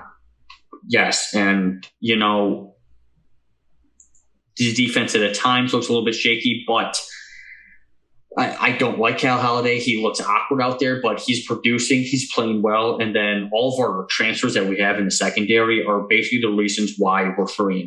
Crouch runs sideline to sideline. Kimbrough, Williams played better. They're getting used to playing now. And then Gross, he's going to be out for the first game against Nebraska. No. But Gross is playing well as a true sophomore. Brantley is out first half. Oh, yeah. Brantley's out. Yeah. That's okay. He played well as a freshman. He got a lot of time defensively. And then Xavier Henderson, he's the best safety in college football right now. You can't even argue it because it's graded out by PFF. He's a captain on the defense. He's been a captain every single week. One of those wins that you're going to look back on in the beginning of Mel Tucker's tenure and be like, that's a turning point for this program. Biggest win of his career as a head coach. As of right now, it is. You can argue it all you want. This is the biggest win of his career so far as a Michigan State head coach. No reason to rank it. No reason to rank him, but I mean, it's a huge program changing win, but I also thought it was going to happen, so I'm not surprised. Credit to you. Your prediction was pretty close. Yeah, it was. It has been every week, actually. Oh, pat yourself on the back a little bit more, man. Don't let your head fit through the door. I think I deserve it. My only other point on this game was that winning teams dominate the fourth quarter, and Michigan State won the fourth quarter 21-3. So 21-3, and their 3 points that they got was a 55-yard field goal. Yeah. And Kenneth Walker, he's in Heisman discussion. I don't care what anybody says. He leads the FBS in YAC, yards after contact, and total rushing yards as of right now. Boys, welcome to the September Heisman Club. Feels good, doesn't it? It feels not well. Ours is a running back, so he has a better chance to sustain this over a long period of time, just based off of production. And he's still under the radar because national media won't talk about him because he goes to Michigan State. Yeah, I feel like I know it's the we're hearing more. It's the Sounds account, so it's a lot of State fans, but I feel like I see them retweeting or liking a lot of accounts. Like PFF likes him. PFF is like number one fanboy club of him right now. They started a thread for him today, and so I think it's quickly growing. It will. You can't ignore it eventually. Now that leads in. I'm just saying, if this kid was on one of the big schools or at Michigan, I mean, you would get sick of hearing about it, but since he's at Michigan State, they're not talking about it as much. We will talk about it. We will see it because we're in that pool of media that we see on Twitter and Facebook and Instagram, all that. But I'm saying national media, you won't wake up on College Football Live in the afternoon and all of a sudden you'll see a whole segment about them. Yeah. That's what I'm getting at. Yeah. Well, we might. I'll say this, that leads in perfect to my last point about the game. It could be for the bigger picture part of what we know and what we don't know. But I will say, for all the praise that has been heaped on to Kenneth Walker, and it may I may think this because the three of us were kind of, well, I guess I wasn't. I needed to see him, obviously, because I was just going off his stats at Wake Forest. Like, I still needed to see it, and so did you guys, but you guys were more bullish. Just from like, you know, seeing things at practice, just seeing things he did. But Evan did say he'd be a third down back. Yeah, people forget. But what I'll say is, for all the praise that Walker has gotten, I almost think more of it should be directed to Thorne. Because I would say, like, through 3 games, I know he hasn't had to do a ton, but I've been way more impressed with, like, the throws he's been making and being composed. And there was 2 3rd and 5 yards or more that he picked up with his feet from staying composed. Sneaky wheels. And just composure. And to think, again, like, I'm not going to hold it against you guys forever, but still in the early season, think about 3 weeks ago, you guys thought Russo was going to be the starter. Like, to think that this kid won the job and has looked this composed and like he belongs in college football and in the Big Ten level, 3-0. Like, I almost think more needs to be like, yes, he's doing a great job. Like, fantastic. Absolutely agree. Cool as a cucumber. His dad's. I agree with that, because if you're one dimensional where Thorne's not producing, then obviously the offense can be as good and you can kind of focus on Kenneth Walker. But now that Thorne's efficient enough, now you get to pick and choose, and where he's capable of leading a drive all the way downfield and scoring against Miami, then it speaks volume for sure. Made several you know, at least 2 big throws in the fourth quarter, and picked up a couple with his feet. Alex was telling me before the podcast that I don't really know his name, so but it just irked me. there was a theory that potentially could have been a design quarterback draw play for him on one of the third down pickups. On the big one. And I almost spit out my drink because I don't think it. Stupid. I personally don't think he told me it was a credentialed media member who threw that out, and I said their credential should be transferred to us and put in our pockets because that person knows nothing about football. Because if that's a design play, your center is going to leak at some point and go pick up one of the middle. They only thought that because Thorne steps back and he goes fully just flat-footed and doesn't move, looks left and then takes off. So I get it. It wasn't a design their defense, but that person's stupid. But that was why they thought it. So at least give them background. They didn't just think it for no reason. No, stupid. That person's stupid, and we should have their credential. Okay. Well, Peyton Thorne has played really well. Yeah. Knock on wood. Well, okay. So Miami recap, which leads us into Alex's Rumor Mill segment of the week, presented by Codes Apparel. Now we know Miami's the 305, but what is layup here, East Lansing? Evan, I hope you know it. It is. Is it the same? Is it 517? Evan, I don't freaking know. Just because I live here doesn't mean I know it. 517. 517, baby. Oh, I was gonna say, dude. Come on, you can't get that one wrong. You live there. I got it right. Yeah, but you didn't know it. You were questioning He knew yourself. it deep down. So CODESAPPAREL.com is where you can get all your Michigan-themed apparel of the different area codes in our wonderful state. You can also get ones without the area code in them if you don't want to be that specific. We got colorways for like all the colleges in the state, and hoodies, long sleeves, t-shirts, all that. Yeah, there's a little sample there, but all the winter and fall apparel you're going to need hoodie wise, you can get them. Lightweight hoodies, heavy hoodies, and Child Michigan sports stuff resides on that website as well. So without further ado, Alex, your Rumor Mill segment of the week presented by Codes Apparel. No football related here. First time in a while. We haven't talked about good change of pace. So, Brian Windhorst of ESPN. You guys probably know him as the We're really talking about this guy. the LeBron James follower. Evan, He's like a disciple. lover boy, certified lover boy. The only reason he has a job is because he basically was like the first one to follow LeBron. Whatever. Guy's a loser. Anyways, he mentioned on ESPN the other day that a surprise team was going after Ben Simmons and, quote, a small market team.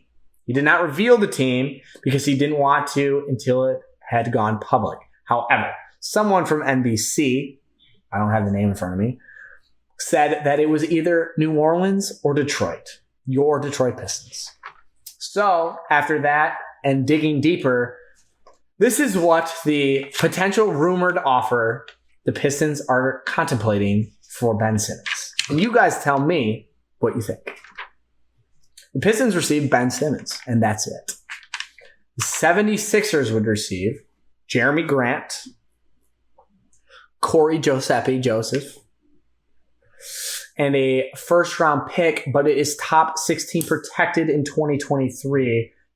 If it is in the top 16, the Pistons keep it. But then in 2024, it's top 12 protected. So it would carry over to the next year. But then 2025 would be unprotected. Not that really matters. I mean, it does matter, but that's way down the road. 2025 would be unprotected. They just get it no matter where it's at. I believe that's usually how those work. Yes. I'd do it. That's it? That's it. That's the whole trade. Seems like it's not. Hand up, I'd do it. Deal. Send them. I'm stunned Evan's on my side of that. I would think I actually am surprised. What do you do with Killian Hayes? He's the backup point guard. That's what I said. Put him on the bench. Top 10 picks is going to be a career backup to Ben Simmons. Yeah, because he's the Daniel. Yeah, because he's the Daniel Jones of the NFL. Oh, it's early.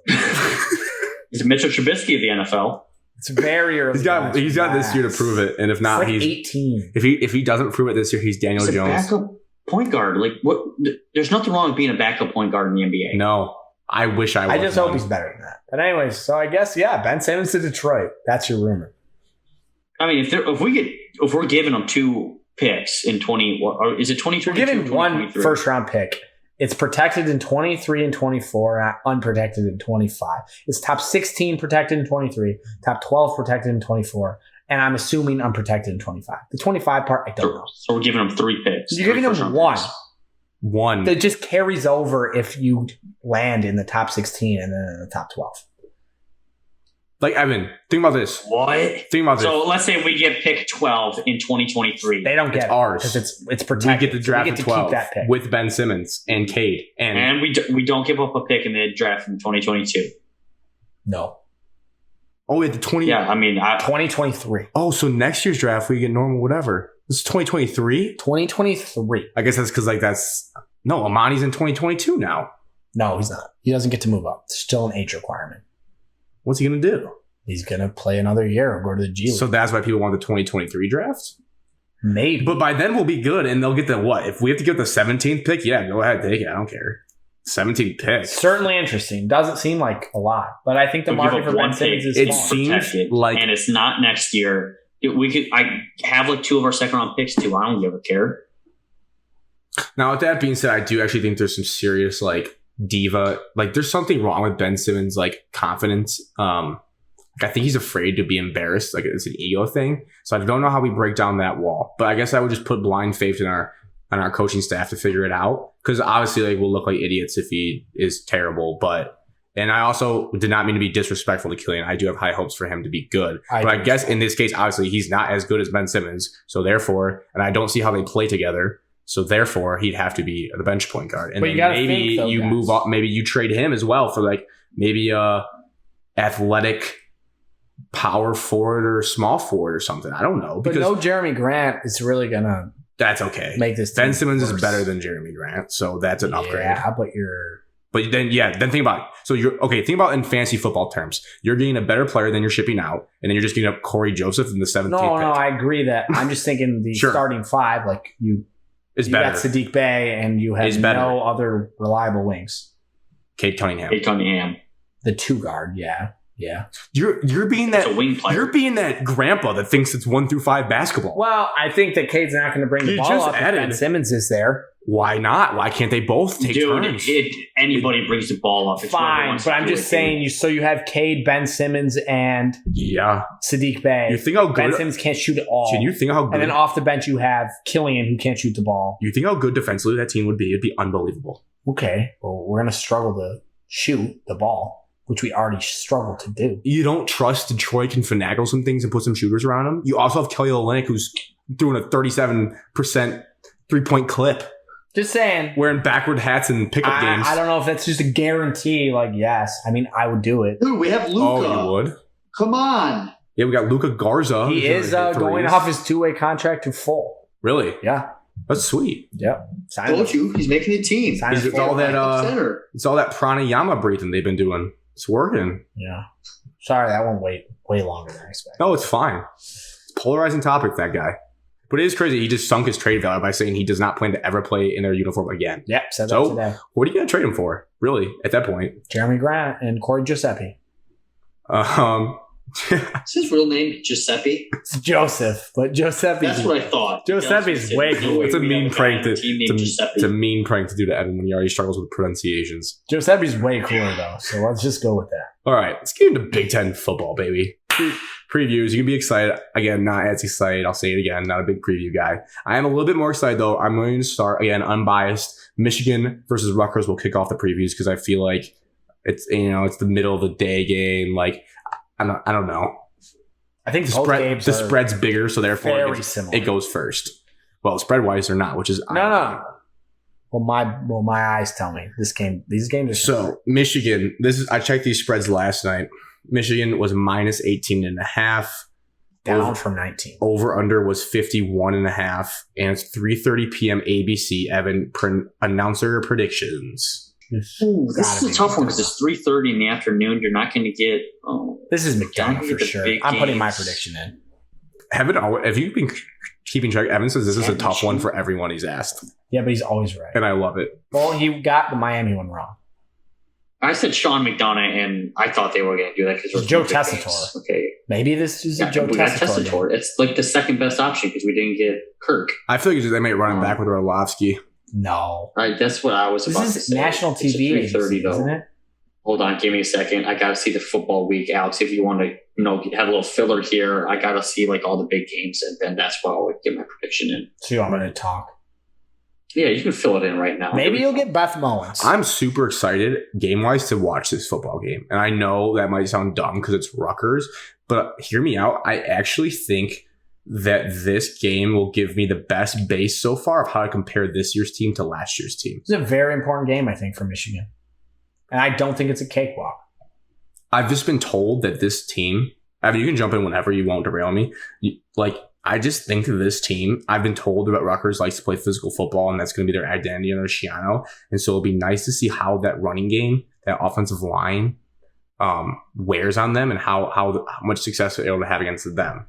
And also I should clarify. So we're doing in these previews, we're kind of doing a new segment called Quarterly Report. So we are 25% of the way through Q1 of the football season, regular season. And essentially the Quarterly Report is where we say what we do know and what we don't know yet about Michigan and Michigan State. Because obviously there's some unsolved mysteries. This is one of those games where we're going to know more. What I do know is that I expect this game to not go to triple overtime. I expect Michigan to be able to handle Rutgers, where I wasn't as confident last year. Other things I feel like I know for a fact through 3 games that Michigan has a good running game. I'm comfortable saying that. Opponents aside, I'm comfortable saying that Michigan has a good running game. I found the announcers. Well, no, that... Okay. So now I'll know when Evan says his guess, what is the correct answer. I found the whole slate. And You can't do that to me. Other notes. My prediction is going to be... Who's better, Rutgers or NC State? Gers. They beat Rutgers Syracuse. is better. That means that game is going to be broadcasted by Sean McDonough and Todd Blackledge. Nice. Correct. Sean McDonough, Todd Blackledge, and Molly McGrath, 3:30 p.m. on ABC. Molly's my fave. Other notes about Rutgers. They had 2 cornerbacks arrested today or yesterday. Okay. There was a paintball gun incident. They're arrested. So that helps Michigan. If you can't throw against that secondary with 2 guys out, I don't know how good they were, but everyone made it seem like, from what I read, their position was already thin to begin with. So I don't know. Like I said, I'm excited to see this. I think this gives you the best base to compare last year's Michigan team to this year's, because obviously this was a sweat fest last year, and a lot of the same guys are there for Rutgers. I'm not so sure. They have 3 guys that I remember their names. The quarterback's back. He's a senior, Vedral. They have Pacheco, who's a running back. He was back again. And then they have a guy, I think his brother plays for the Jets, like Faku Tassi. He's like a defensive lineman who is pretty sick, and he's back as well. So there's 3, I guess that'd be their 3 impact players. They all returned from last year's team. Everyone's like, all right, Rutgers is not a cakewalk anymore. But with that being said, Vegas isn't dumb. And I do think it'd be alarm bells would go off in my head if Michigan does not win this game by 14 or more points. They need at least to win by 14 or more points at home, 3:30 against Rutgers. So yeah, that's where I lay on this game. I'm excited to watch it. I think I said that 3 times. I can't believe I'm saying it. I'm excited to see us play Rutgers. Yeah. I mean, you covered it, but I think the game's going to be closer than I don't know. I don't think the game's going to be close, but I think Rutgers is going to make Michigan pass the ball a little more, and I think that'll be good for them. I think this is a great measuring stick game for Michigan. They shouldn't lose, but they're also going to have to, play a better game. Not that they haven't played great games start to finish, but they'll have to be better. This is the best opponent they're probably going to play so far. And you think Gers would beat Washington? Well, an FCS team did, so I think so. Yeah. I mean, as much as people talk about I think Rutgers is a lot better. They talk about it. I still don't know. I mean, they beat Temple 61-14, which Temple's a dumpster fire. Yep, Temple sucks. They beat Syracuse 17-7. That's kind of gross. Syracuse is not good. Watch your mouth. Right. And then they beat Delaware 45-13, who's a non-major team. So I really also don't think I know anything about Rutgers going into this game. Like, they could suck. They could. They could be terrible. But I what I've read is their defense is supposed to be pretty legit. Nothing crazy, but pretty good. Their offense kind of sucks. So it'll be interesting to see the strengths going against the strengths. Michigan's at home again. They haven't left the state. They never do. I think it only, ever. Yeah. Every and season. it only Blue blood college football programs don't play away non-conference games. it only benefits them. That's the only ignorant comment tonight. I don't know if Rutgers would actually beat Washington because Washington does have some studs on defensively. They can match up well here and there. So I think Michigan will be able to throw the ball a little bit better than what they did against Washington. So, I mean, spread's 18.5. Like, the way that Michigan's running the ball and Washington couldn't stop them, I don't know if Rutgers can stop them either. And I don't think it will be close. I think Michigan's going to pull away in the second half. It might be close for a little bit, but I don't think Caden McNamara's going to really have to do much. I really don't. It's an afternoon game, so I think, it's going to be darkish when, the lights are going to have to come on for like the second half. So he's going to have that like night game atmosphere. I'll take Michigan in this one. Prediction time. 30-10. Michigan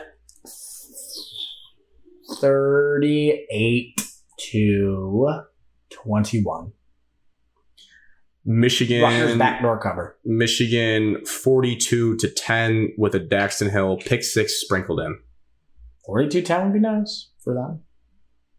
I feel most confident about the 10. Like, I don't know. You score 17 against Syracuse. I don't see how you're cracking much more than 10. I think Michigan's they defense. score a garbage touchdown like with 2 seconds left to get to 21. So Well, that'd be just to cover. yeah. I was thinking about just to cover for me. I was thinking about if that was my score, that would be embarrassing if they're only at 3 points still at that point. But yeah, so that is the opening Big Ten play game for Michigan. That is not the case for Michigan State. They've already played a Big Ten game. I think people might forget. I don't know. I kind of forget. Like, they opened with Northwestern. Yeah, Evan was game there. too. Wait, Rutgers must-win meter. Oh, it's a must-win. Yeah. Thank you for reminding me. Grant's must-win power index. I'm going to make a graphic for that as well, just to let people know. Sometimes this is a must-win. I think the meter stick should be your face. I think that'd be good. Oh, that'd be sweet. Yeah, it should definitely be your face. But then Honestly, you should give us all the must-win. We just put all our must-win meters. would there be levels? Like, as in, like a Yeah, I'm like thinking a of bar. super must-win is all the way over and your face is at the end of it. And then not really a must-win, but it would be nice. Just put it in the middle and then not a must-win all the way at the bottom. It's either a straight line bar or it's like the green, yellow, and red. Yeah. I like the green, half, yellow, red. half pie. So Oh, where it's nice. like, give or take, it's no, it doesn't matter. Or like red, like alarming, like a gas tank kind of gauge. Yes. And then a red is like must win. Yeah. You got to make this graphic and you got to use our faces. Okay. So I don't know what the wording's going to be, but this is a mega must-win. This is the all the way turned up must-win. Yeah. Also, now that we're just on that topic, can I have a swaggy boy rating graphic as well? Because I like those too. Sure. Oh, you're writing this down. We need headshots of you guys. You have lots of clips of us. I'm going to at this stalk point. your Instagrams. I'm going to find embarrassing photos. Must win meter. Must-win meter. Graphic. Okay. So Michigan State -4.5 as when I looked last night. It is now at It's up to 5, maybe 5.5 now. I'll give you a Okay. quick update. It's at five right now. Okay.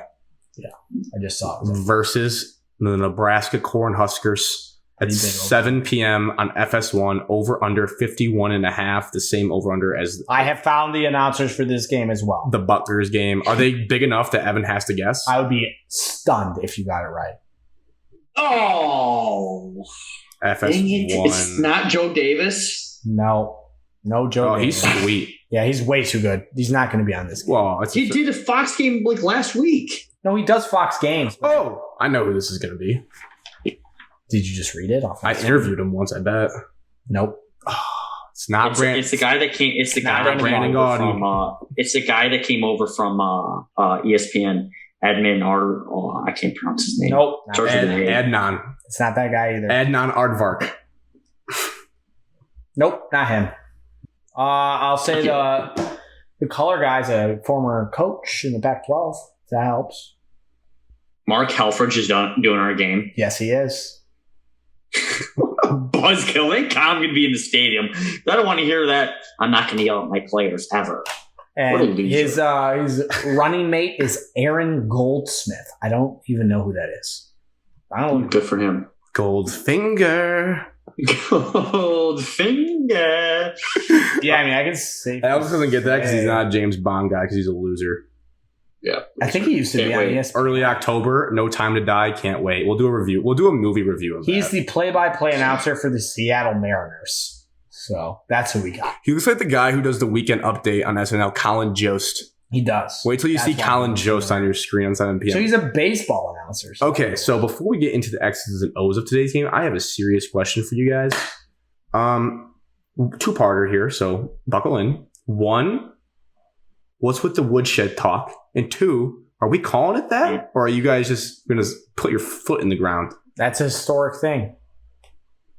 And yeah, I'm going to do it. I will never call that stadium, Spartan Stadium, the woodshed in my life. I promise you that. Mel wants it to be scary. And I have a great reason for it, but I'm curious your guys' thoughts first. I don't. This is a little history lesson. This is dating back towards Mel Tucker tweeted the old-fashioned offensive line coach. It still doesn't make sense. In the 90s, phrased it the woodshed because, here we go, Golden Pat Rule. He was an offensive line coach for a year, or just at least in 1998, 1999.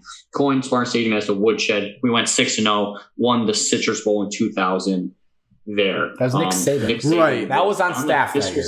So I'm on with that, but then like modern day, like they never call that under D'Antonio, right? This is like a Mel Tucker branding. This is called instilling your brand in the program.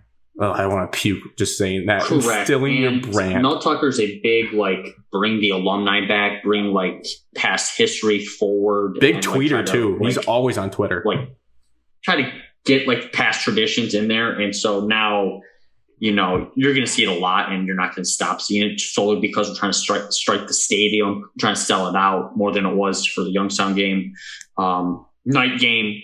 So that's why you're going to see the woodshed. I don't mind it. Whatever Mel Tucker does, says he can do. He wore shorts on the sideline for Miami. So if he says, hey, we're calling this the woodshed now, I'm going to say, yes, sir.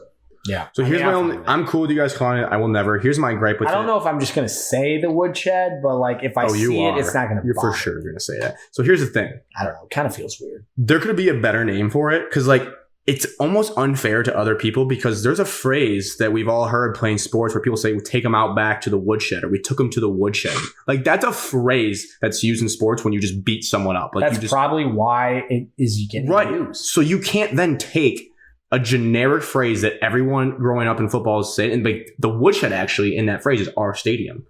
Well, that's the thing. Mel Tucker does what he wants. It's just he doesn't give a single F. It's just selfish. You can't do it. Like, think about this. You're just kind of jealous that yours is called the outhouse. No. Like when you say the big house, when you say the shoe, when you say the swamp. Now you're going to say the shed. No. That would be better.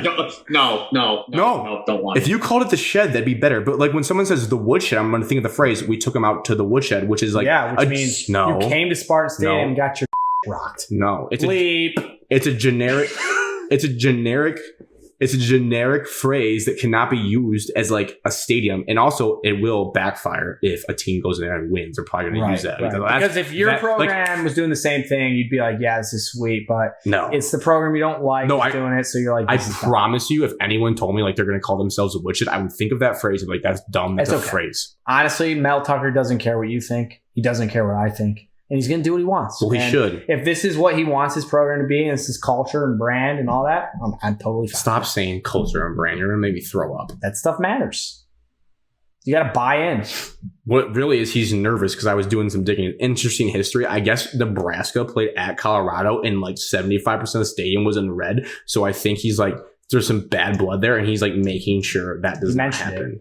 Nebraska asked for 2,500 tickets, and he said today they will not have another person over 2,500. And I saw a lot of Nebraska fans in the comments saying bet. Because I guess Nebraska fans travel. They travel. There's going to be more than 2,500 Nebraska fans. Michigan State fans, if they get a good offer, they're willing just to give them up. Because it's a night game. It's too late. I can't stay up for it. But I just want to clarify the woodshed thing. It's just weird. It's weird energy. I don't like it. And also, if it's a loss, then I think you have to get rid of the nickname instantly. I think that's fair. If Michigan State loses this football game, the woodshed is retired. Let me just tell you, on October 30th, the woodshed is going to be packed. Oh my and scary. Goodness. And the Wolverines are going to get nervous when they get trapped in the woodshed. Yeah, they've been so bad in the woodshed the past few years. Yeah, that was a different coach and a different program and a different culture and brand. Okay. Anyways, way closer spread than I would think. It actually makes me think that there's something crazy going on here. Opened at 3. So how college football works is like, this is a all-you-can-eat trap game for Michigan State. You just come off the biggest win of your coach's career, but also it's not a look-ahead game because Western Kentucky's next week. So they should be able to focus enough on Nebraska to get the job done, but it is a trap game. I want that on the record. This is a trap game for a program. You get a little too big for your britches. You start reading all the things. You're striping the stadium, calling yourselves the woodshed. I mean, you're talking about taking teams down to the deep water. Then you got Nebraska. When we talk about it, Nebraska, this is the thing with them. This is the key. We talked about desperation in sports. I hammer it home.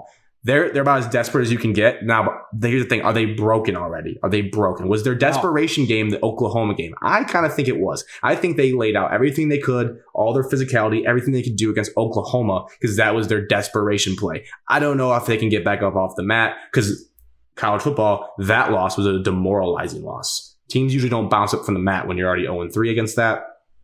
All right, aren't they? They played 4 games. 1-2. They're 2-2. Yeah, they beat Buffalo. They're 2-2. They played the first game, right? And so here's the thing that was breaking my brain. We talk about who beat who, how good is a team. Again, we really don't know. That doesn't matter. No, it does because you got to figure it out. So here's the thing. They lost to Illinois. So I'm like, okay, Nebraska stinks. But then Illinois played Maryland tough. And I thought Maryland was supposed to be sneaky, so I don't know about that. And then they played Oklahoma tough, but Oklahoma almost lost to Tulane. So I don't know who's good, who's what's up, what's down. I don't know what to think about Nebraska. It wouldn't surprise me if they kept it like within a touchdown most of the game because they could just hang around, and Big Ten play always is kind of weird sometimes. But I don't think there's a lot of talent on that team. And I listen to my friends, the hosts of Mint and Money, just rip on Adrian Martinez every week. So I guess I would like to think that if this Michigan State team is going to build momentum and they're as good as we think they are, they should roll in this game. So that would be my lean going into this game. They're going to roll. I would just like to say that transitive property stuff, you can go every year basically that you can get all the way to like a D3 school is capable of beating the national champion. I'm not saying that. You can get all the way down like some rabbit hole, like this team beat this team. And but this team. Everything is different on every in early season, you need to compare like who's played That's who. fine. You can use it as a guide, but I don't think it's just going to be locked and loaded. Did I say it was? I said nope, I said I'm just clarifying that I hate that's way of thinking. But I'm clarifying. I came out of that and said I have no idea what to think, so I didn't put any stock. I know. I'm just telling you. I'm not willing to say Nebraska is bad, but I'm also not willing to say they're good. I don't know what to think about them. Yeah, I think their defense is good. That's where I start my preview. I think their defense is pretty solid. They get to the quarterback. They're pretty athletic. They have decent recruiting classes. In your 247 composite recruiting class rankings, I'm sure they're pretty decent in there. Team talent-wise, they're probably decent. Didn't matter last week. Miami was much higher than us, and we won, so it doesn't matter. Much higher? You guys aren't that low. We were like 40th, and they're 13. Is that much higher or no? I guess we're not 40th. 39th. I'm not looking it up. It takes forever to load. Okay, well, they were 13th, and we were 39th. But I object. So their defense is all right. Adrian Martinez has been there for 14 years. No, there was a Martinez there before him. No, I know that. But he started as a freshman. He's been there a while. He was good his freshman year, and then he's kind of just regressed every year since. He's really good running the ball. However, throwing, he's very inaccurate. I think Michigan State, the key will be Quavar's crouch again. Sideline to sideline speed is really helpful in a QB spy. Showed it against Derek King, who didn't do that much damage on the ground. I think King's better, so I'm not totally worried. I think Michigan State's offense will be fine. It's at home. It's a big recruiting weekend. It's at night. Yeah, I mean, I'm not super scared about it, but I think it'll be closer than a blowout. I don't think it'll be a blowout. I mean, I think Nebraska's giving us more problems than Miami did. Nebraska's playing better of late. Everybody's just looks at Nebraska like, oh, they lost to Illinois. Week 0, not ready or whatever, but they played Oklahoma tough. Adrian Martinez, I think, uses his legs more than King did, and I think he will actually do it usefully. If King ran more of the ball with his legs against Michigan State, I think Miami would have been a closer matchup. But I'm with Alex here. Just a home game. Mel Tucker today asked the team if they're satisfied and how does 3-9 sound, and they all were shocked that he asked them that. I do think they're going to get up for it. I think it's beneficial that we do get Western Kentucky in the next game, and it kind of sucks that Nebraska has to travel across country back and forth. They had to go down to Oklahoma. I know it's not far, but they have 2 road games back to back. Only benefits us. Hopefully Spartan Stadium's filled. I just like Michigan State to at least cover the spread here. I'll be by 2 touchdowns. Yeah, might as well give your prediction then. Unless you got more to add.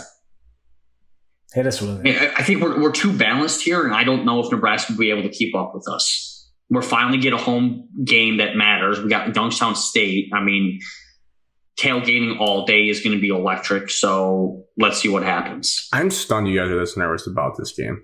We're not I'm not nervous. It's just a Big Ten game. It's like the Northwestern game. You never must-win meter. This is pretty high. If I was a fan of your guys' team, I would be having everyone that listens to the show drinking the Kool-Aid. This is going to be a drubbing. I don't want to overreact to the Miami win. I'm trying to be an unbiased college football reporter. I don't want to overreact to them beating Miami. Nebraska is not Youngstown State. It'll be closer than you think. 31-17. I'm just going back to the old reliable. I like 34-24. Oof, that's too close for my liking. I don't want to see him in the 20s. 10 points, bro. I am Price is Riding Alex 30-17. They gave up 23 to Oklahoma, but then over 30 to Illinois. So I split the difference there. And then they haven't scored much more than 20 points in any of the teams they've played that are good. So 17. And I also agree with Evan. They'll have no issue getting off of this game. But if they broke 20, I wouldn't be surprised, because that leads me into this kind of, as we kind of wrap it up before the Lions preview, is things we know and we don't know about these two teams. I think I know that I'm not afraid of Michigan State's defense really through 3 games. I feel I'm comfortable saying I know that. I know that I'm more afraid afraid of their offense, in a matchup against them. So if I said I know the unit of the offense is better, that would be one thing I would say. So that would be okay, I wouldn't be surprised if Nebraska scored more points than I thought going into the game. Are we doing our what I knows right now? I just did one, yeah. Do you want me to give one? Yeah, bounce around. What I know is that Michigan State's pass defense scares me so far. The run defense doesn't. And the offense, I know, is balanced. And that is a nice change of pace. Why does the run defense not scare you? They only gave up 52 yards rushing to Miami. And Northwestern couldn't run the ball either. So I don't think... I think teams are just going to try to throw on us the whole game, so we're not even going to have to really see a run game, which could hurt us down the stretch. But I'm not worried about Michigan State stopping the run. I think they don't get a lot of pressure on the quarterback with the D-line, but they are good run stuffers. And our linebackers are solid up against the run. And we tackle well. All right, you answered it. Yeah, fundamentally sound. I'm saying with Alex, what we do know, we have a Heisman candidate running back. Our athletes, our duo wide receivers are top in the Big Ten. Secondary's improving. What's top? Yeah, Grant hates specifics. You said that. No, he hates every time I say it. No, I think there's a top tier that on FaceTime. Top 3. If you say best, I'd be whoa. I'm talking about as duos, not as individuals. Our duos are top 3 in the Big Ten. Fine, agreed. Yeah. Okay. But again, I haven't watched a ton of teams. I can't name another duo other than Ohio State. And Penn State. Ohio State's is just better. Penn State's got one guy, in my opinion. No, they have a guy number 3. He's really good. He's okay. Did I say it? Never heard of her. You said Yeah, I did. He's really he's fast. Defensively, like Alex said, we'll be able to stop the run, I think, just because of the experience on the defensive line. Wait, so you're saying you know this for the whole season? Like you guys are going to like? I'm saying we know this. Like I'm very confident saying we can stop the run all year. Yeah. Yes. There will be one team. There will be one team that will be. Someone's going to run the ball. When that's against like Ohio State, Penn State, and Michigan, like what are we talking? Team rush yards given up? You think like they're going to hold them under 100, under 150? Really good. So, but when you say stop the run, that's what my brain goes to. Like we're going to stop the run. Yeah, I think we'll force teams to throw the ball. Yes, because they will struggle to run. Definitely, they will struggle to run between the tackles. And honestly, they'll struggle to run sideline to sideline because Crouch runs like a 4.4. And he can just get there. We just have fast linebackers. And you know this. Yes. All right. I watched it. I've watched it 3 games in a row. Okay. And we always stop the run. I disagree. That's fine. I don't know it yet. I'm not saying you're wrong. I would not be comfortable enough to say I know that's the case. I just know that based on the past and what I've seen so far. It's just like the one thing Michigan State, like you can rely on pretty safely. Even last year. They weren't great at it, but they weren't bad at it. And they sucked. They had no talent. Yeah. I know, comfortable saying 2-3 games, Michigan and Michigan State both have good running backs. I know that. I know that too. Yeah. I don't know. We have an elite safety. I know that. I do not know if either of these teams are top 15 in the country good. I still don't. I have no idea. I know that I don't know. I don't know if Cade McNamara is good yet. I don't know that. I have not seen enough. I agree with that. And Past the game. Also can agree with both have showed flashes. I would put the same in for Thorne so this overarching thing is I deep down think, I'm not going to say I know because I'm not 100% sure. I think we're going to look back and be like, wow, Washington and Miami stink. Again. I'm pretty confident by the end of the year, those teams are going, like Manny Diaz will be ran out of there and they're going to be looking at Jimmy Lake like, dude, this guy stinks. I don't think either of those teams are good. So then my brain is broken still where I don't know anything going into Big Ten play really. What I know is Miami returned 91% of their starters from an 8-3 team last year. Right. And also can't be that it bad. worked against you because Evan dropped that stat last show that I thought of this week is that they didn't beat like a team over 500 last year. Right. Well, they did. They beat one. I think Miami and Washington are terrible. I think Washington's worse. But yeah, I mean, there's definitely a bunch of question marks. We're Q1. Of course, there's Q1. That's why I was stunned when you were saying so many things. Like, I'm not willing to say that many things. I know way less than I think I know. All I said was I know that Michigan State probably will stop the run and make teams throw. I'm not even comfortable saying, based on what I've seen in the past, like, I don't know if Hutchinson is going to be as disruptive in bigger games. I don't know yet. I still do not know. Agreed. I know he has looked good in the game so far, that. but I don't know. He might. I know for a guaranteed fact Michigan State is a lot better this year than they were last year. And I think I can say the same about Michigan. I know that. That's true. Both teams are better. Yes. And I know that Michigan State will make a bowl game. Even though their projected Vegas win total was 4. Yeah.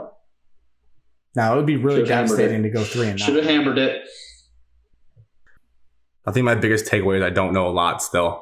That's why I'm looking forward to Rutgers because at least I can compare it against something maybe. I know that Michigan State's offense is better than last couple of years. I'm pretty confident saying that. And if you watch Michigan State games and you were a fan, you would have no issue saying that as well because it's been pretty bad. Mm-hmm. To end it out, I just want to look at some things today. When I was looking at the spreads for the notes. Big Ten future odds. If you had to guess right now, I'm not going to do it by like odds, but like where they finish in the top, rankings. So Michigan State, where would you place them if you you're guessing what Vegas would put? Where would they be most likely to win the Big Ten? Michigan's first. Michigan State is probably like 6th. You think Michigan's not first. You think Michigan right now in odds books is the favorite to win the Big Ten? Michigan is 4th. Michigan State is. I'll say Michigan. 6th. Michigan 2 and Michigan State 6. Michigan No, Michigan's is 4th. Michigan's 5th. Michigan State is 6th. I saw one That's today that said Michigan One had off. a 55% chance to win the Big Ten. Do you want to guess the 4 teams ahead of our teams? Bucknuts, Hawkeyes, Iowa, Ohio State, Penn State. Penn State, I'm missing one. I Wisconsin. had 4 earlier. Wisconsin.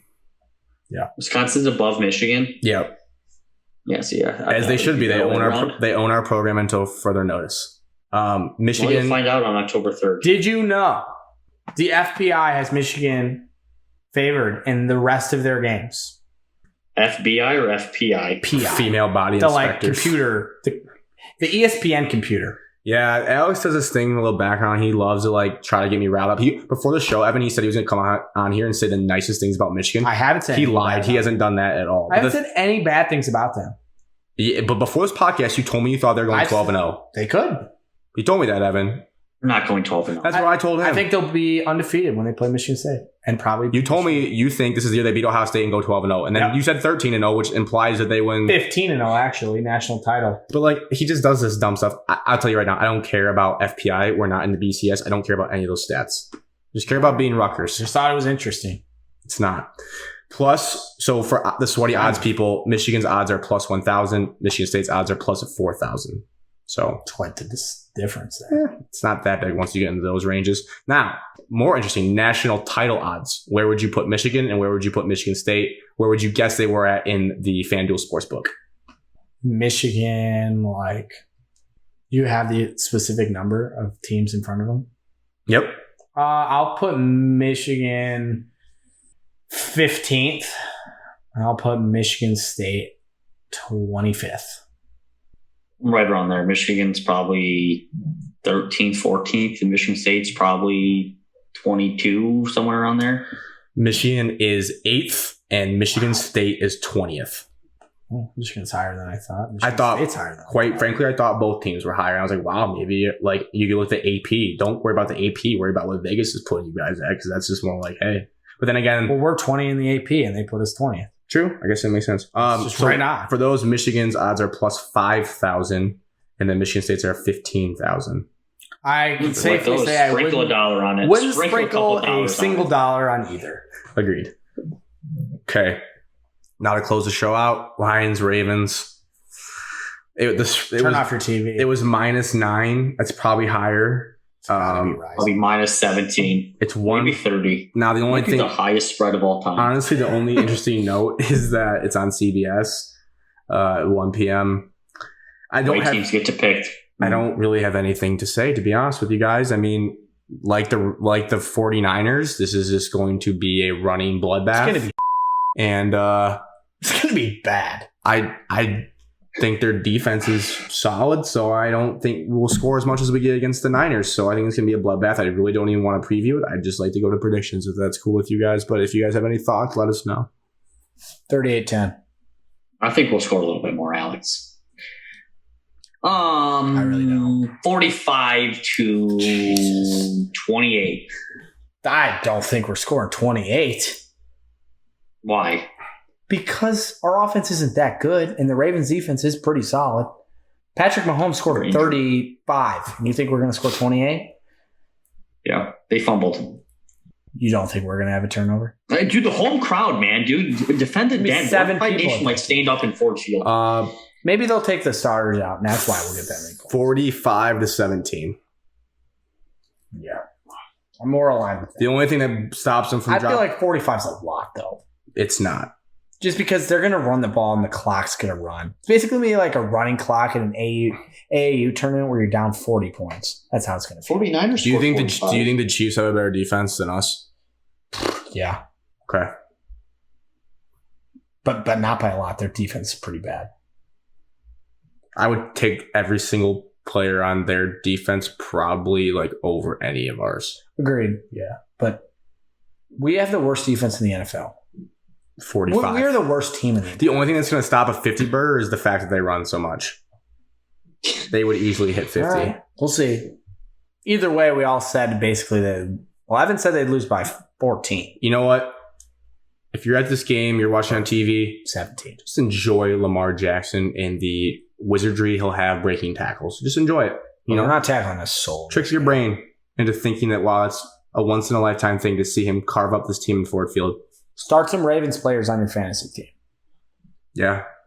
Even if you want to drop Mark Andrews after some lower weeks, he's going to be good this week. So enjoy it. Start DeAndre Swift in a PPR. He might catch 30 passes for 5 yards. All right. At Shot of MS for all the social accounts. Shot of Michigan Sports for the TikTok account. How to listen to this show. Apple Podcast, Spotify, YouTube. Subscribe, like, review, follow, whatever the button tells you. Reviews would be huge. Subscriptions would be huge. Downloads even. Share the link with a friend.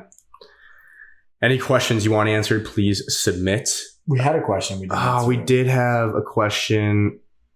I think Michigan State will finish 8-4. I think Michigan State will finish 9-3. I think Michigan State will finish. I also didn't put any thought into that. 9-3. Yeah, I don't even really know who's. So, left. Jason, I'm sorry I didn't take. I just know the schedule's backloaded. And are we winning the national championship? Yes. No. Is that what you want to hear? Yes, we'll win. We'll be 15-0. No. So yeah, any questions you want answered, we will sneak them in, even if it's at the last second. With no thought. You kind of notice. Also on Apple, you can't subscribe anymore. You follow now. Yeah, follow that and do automatic downloads and send it with a friend for the love of. All right, stay tuned on social accounts for the must-win index graphic. God, I can't wait for that. Should be sweet, I hope. It's gonna be so cool. All right, cheers to episode 38 and to. Did we give our must-win meter on Michigan State, Nebraska? Grant's must-win meter index, Michigan State. I would put this in the. I don't think it's a must-win because I could see Michigan State losing this one, but then winning a game you don't expect them to win later. I think it's middle of the meter. That's where I have it. It's going to be pretty embarrassing if they lose. I mean, I will probably make a jab, but because Scott Frost stinks and he's the joke of college football right now, most overrated coach in the country. Just win the game. Don't care how you do it. Just win the game. To Big Ten football play starting.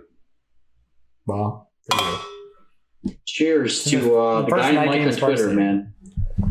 That miserable guy on Twitter. Cheers to that guy. I hope he hears this. Yeah. You can go yourself. Self-bleep.